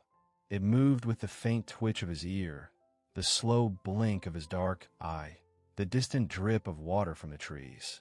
And yet, it felt like the kind of stillness that made every sound sharper, every heartbeat louder. "You and me," she said softly, almost testing the words against the air. "We both have something worth protecting." The stallion didn't flinch, didn't pull away. His head dipped slightly, just enough for her fingers to brush the place where his jaw met his throat. She felt the tension there, not fear, but the same readiness she'd learned to live with. The readiness for the next fight, the next loss, the next blow that might come without warning. Somewhere beyond Raven Creek, trouble was still moving. Maddox wasn't gone. Men like him didn't just vanish into the storm. And Evelyn knew the quiet they stood in now wasn't a gift. It was a space between things, the thin inhale before the next strike. A crow called from the edge of the property, the sound harsh against the fragile calm. The stallion's ears flicked toward it, but his weight stayed rooted. Evelyn let her hand rest against him, anchoring herself to something that couldn't be taken as easily as the rest of her life had been. The light shifted then, spilling over them both in a richer gold, catching the tiny rivulets of water still clinging to his mane. And in that fleeting warmth, she understood something dangerous. This wasn't just about survival anymore. It was about what she might be willing to risk when the storm came back. The boards of the porch were still damp from last night's storm, their scent of wet pine clinging to the air like a memory that refused to fade. Evelyn stood at the edge, one hand curled around the railing, the other resting instinctively over the swell of her stomach. The sun had only just begun to bleed light into the sky, casting Raven Creek in muted golds and silvers, as if the whole town were holding its breath. Beyond the stretch of muddy road, the river glinted in broken shards of light. From here, it looked calm, almost harmless, but Evelyn could still see it as it had been. The water's surface slick with poison, the fish floating belly up, the smell of chemical death that had clung to her hair for days. That image had carved itself into her mind, not as a memory, but as a warning. And warnings had teeth. Behind her, the stallion shifted his weight, the soft thud of his hoof on the boards pulling her back from the edge of thought. He was close enough that she could feel the warmth radiating off him, close enough that his presence felt like the only solid thing left in her life. His breath rose in quiet clouds, each one steady, unbroken, as if he knew how badly she needed something, anything, that wouldn't collapse under pressure. Somewhere past the tree line, a hawk cried out, the sound sharp enough to slice the morning in two. She didn't flinch. Instead, she let her gaze drift back to the water, tracing the path it would take out of Raven Creek, past the farms, past the mill, toward places that had never heard of her name or her fight. Maddox had counted on that, on the world being too far away to care. He'd built his power on the silence between those distant places and the people like her who lived here. The porch groaned as she shifted her stance, her palm flattening more firmly against her belly. A part of her still wanted to believe that last night, the confrontation, the storm, the standoff, had been the turning point everyone whispered it was. That she'd driven Maddox back far enough for him to rethink his reach. But that was the kind of lie that left people dead. They think the night was my victory, she said under her breath, her eyes locked on the slow, glimmering bend of the river. They're wrong. It was my warning. The stallion's ear flicked at the sound of her voice, but he stayed still. She didn't need him to understand the words, only to stand there, as he always did, grounding her in a world that kept trying to unmoor her. Somewhere deep in her chest, fear and resolve were locked in their familiar dance. Fear told her that Maddox wasn't finished, that men like him didn't retreat, they reloaded. Resolve told her she'd face him again and again if she had to, because this fight wasn't just hers anymore. It belonged to the life she carried, to the soil under her feet, to the river that had been here long before either of them. A gust of wind rolled in from the west, carrying with it the faintest trace of oil and rot. She breathed it in, not because she wanted to, but because she refused to turn away from what it meant. The storm was gone, but the fight was not. And in the narrowing gap between those truths, Evelyn found the sharp edge of her purpose. She straightened her spine, feeling the old ache in her ribs from nights she'd fought just to stay standing. This time, she didn't step back into the safety of the house. She stayed at the porch's edge, the stallion beside her, and stared at that poisoned river until it felt like it was staring back. Some battles announced themselves with sirens and gunfire. Others crept in with the dawn, wearing the disguise of peace. Evelyn knew which one this was, and she was ready for it. What if you were in Evelyn's place? When everything seems to conspire to bring you down, people who should protect you turn their backs. Danger comes from where you least expect it, and the whole world seems to be waiting to watch you fail. Do you run, or do you face it? How many times in your life has someone tried to decide your fate without listening to you? How many times have they looked at you as if you were already defeated before the fight even began? Evelyn's story isn't just about a python, a villain, and a horse. It's about every moment when the world tried to silence your voice and you had to decide, either I rise now or never again. If this story touched you in any way, write in the comments which moment moved you the most. I will read every word.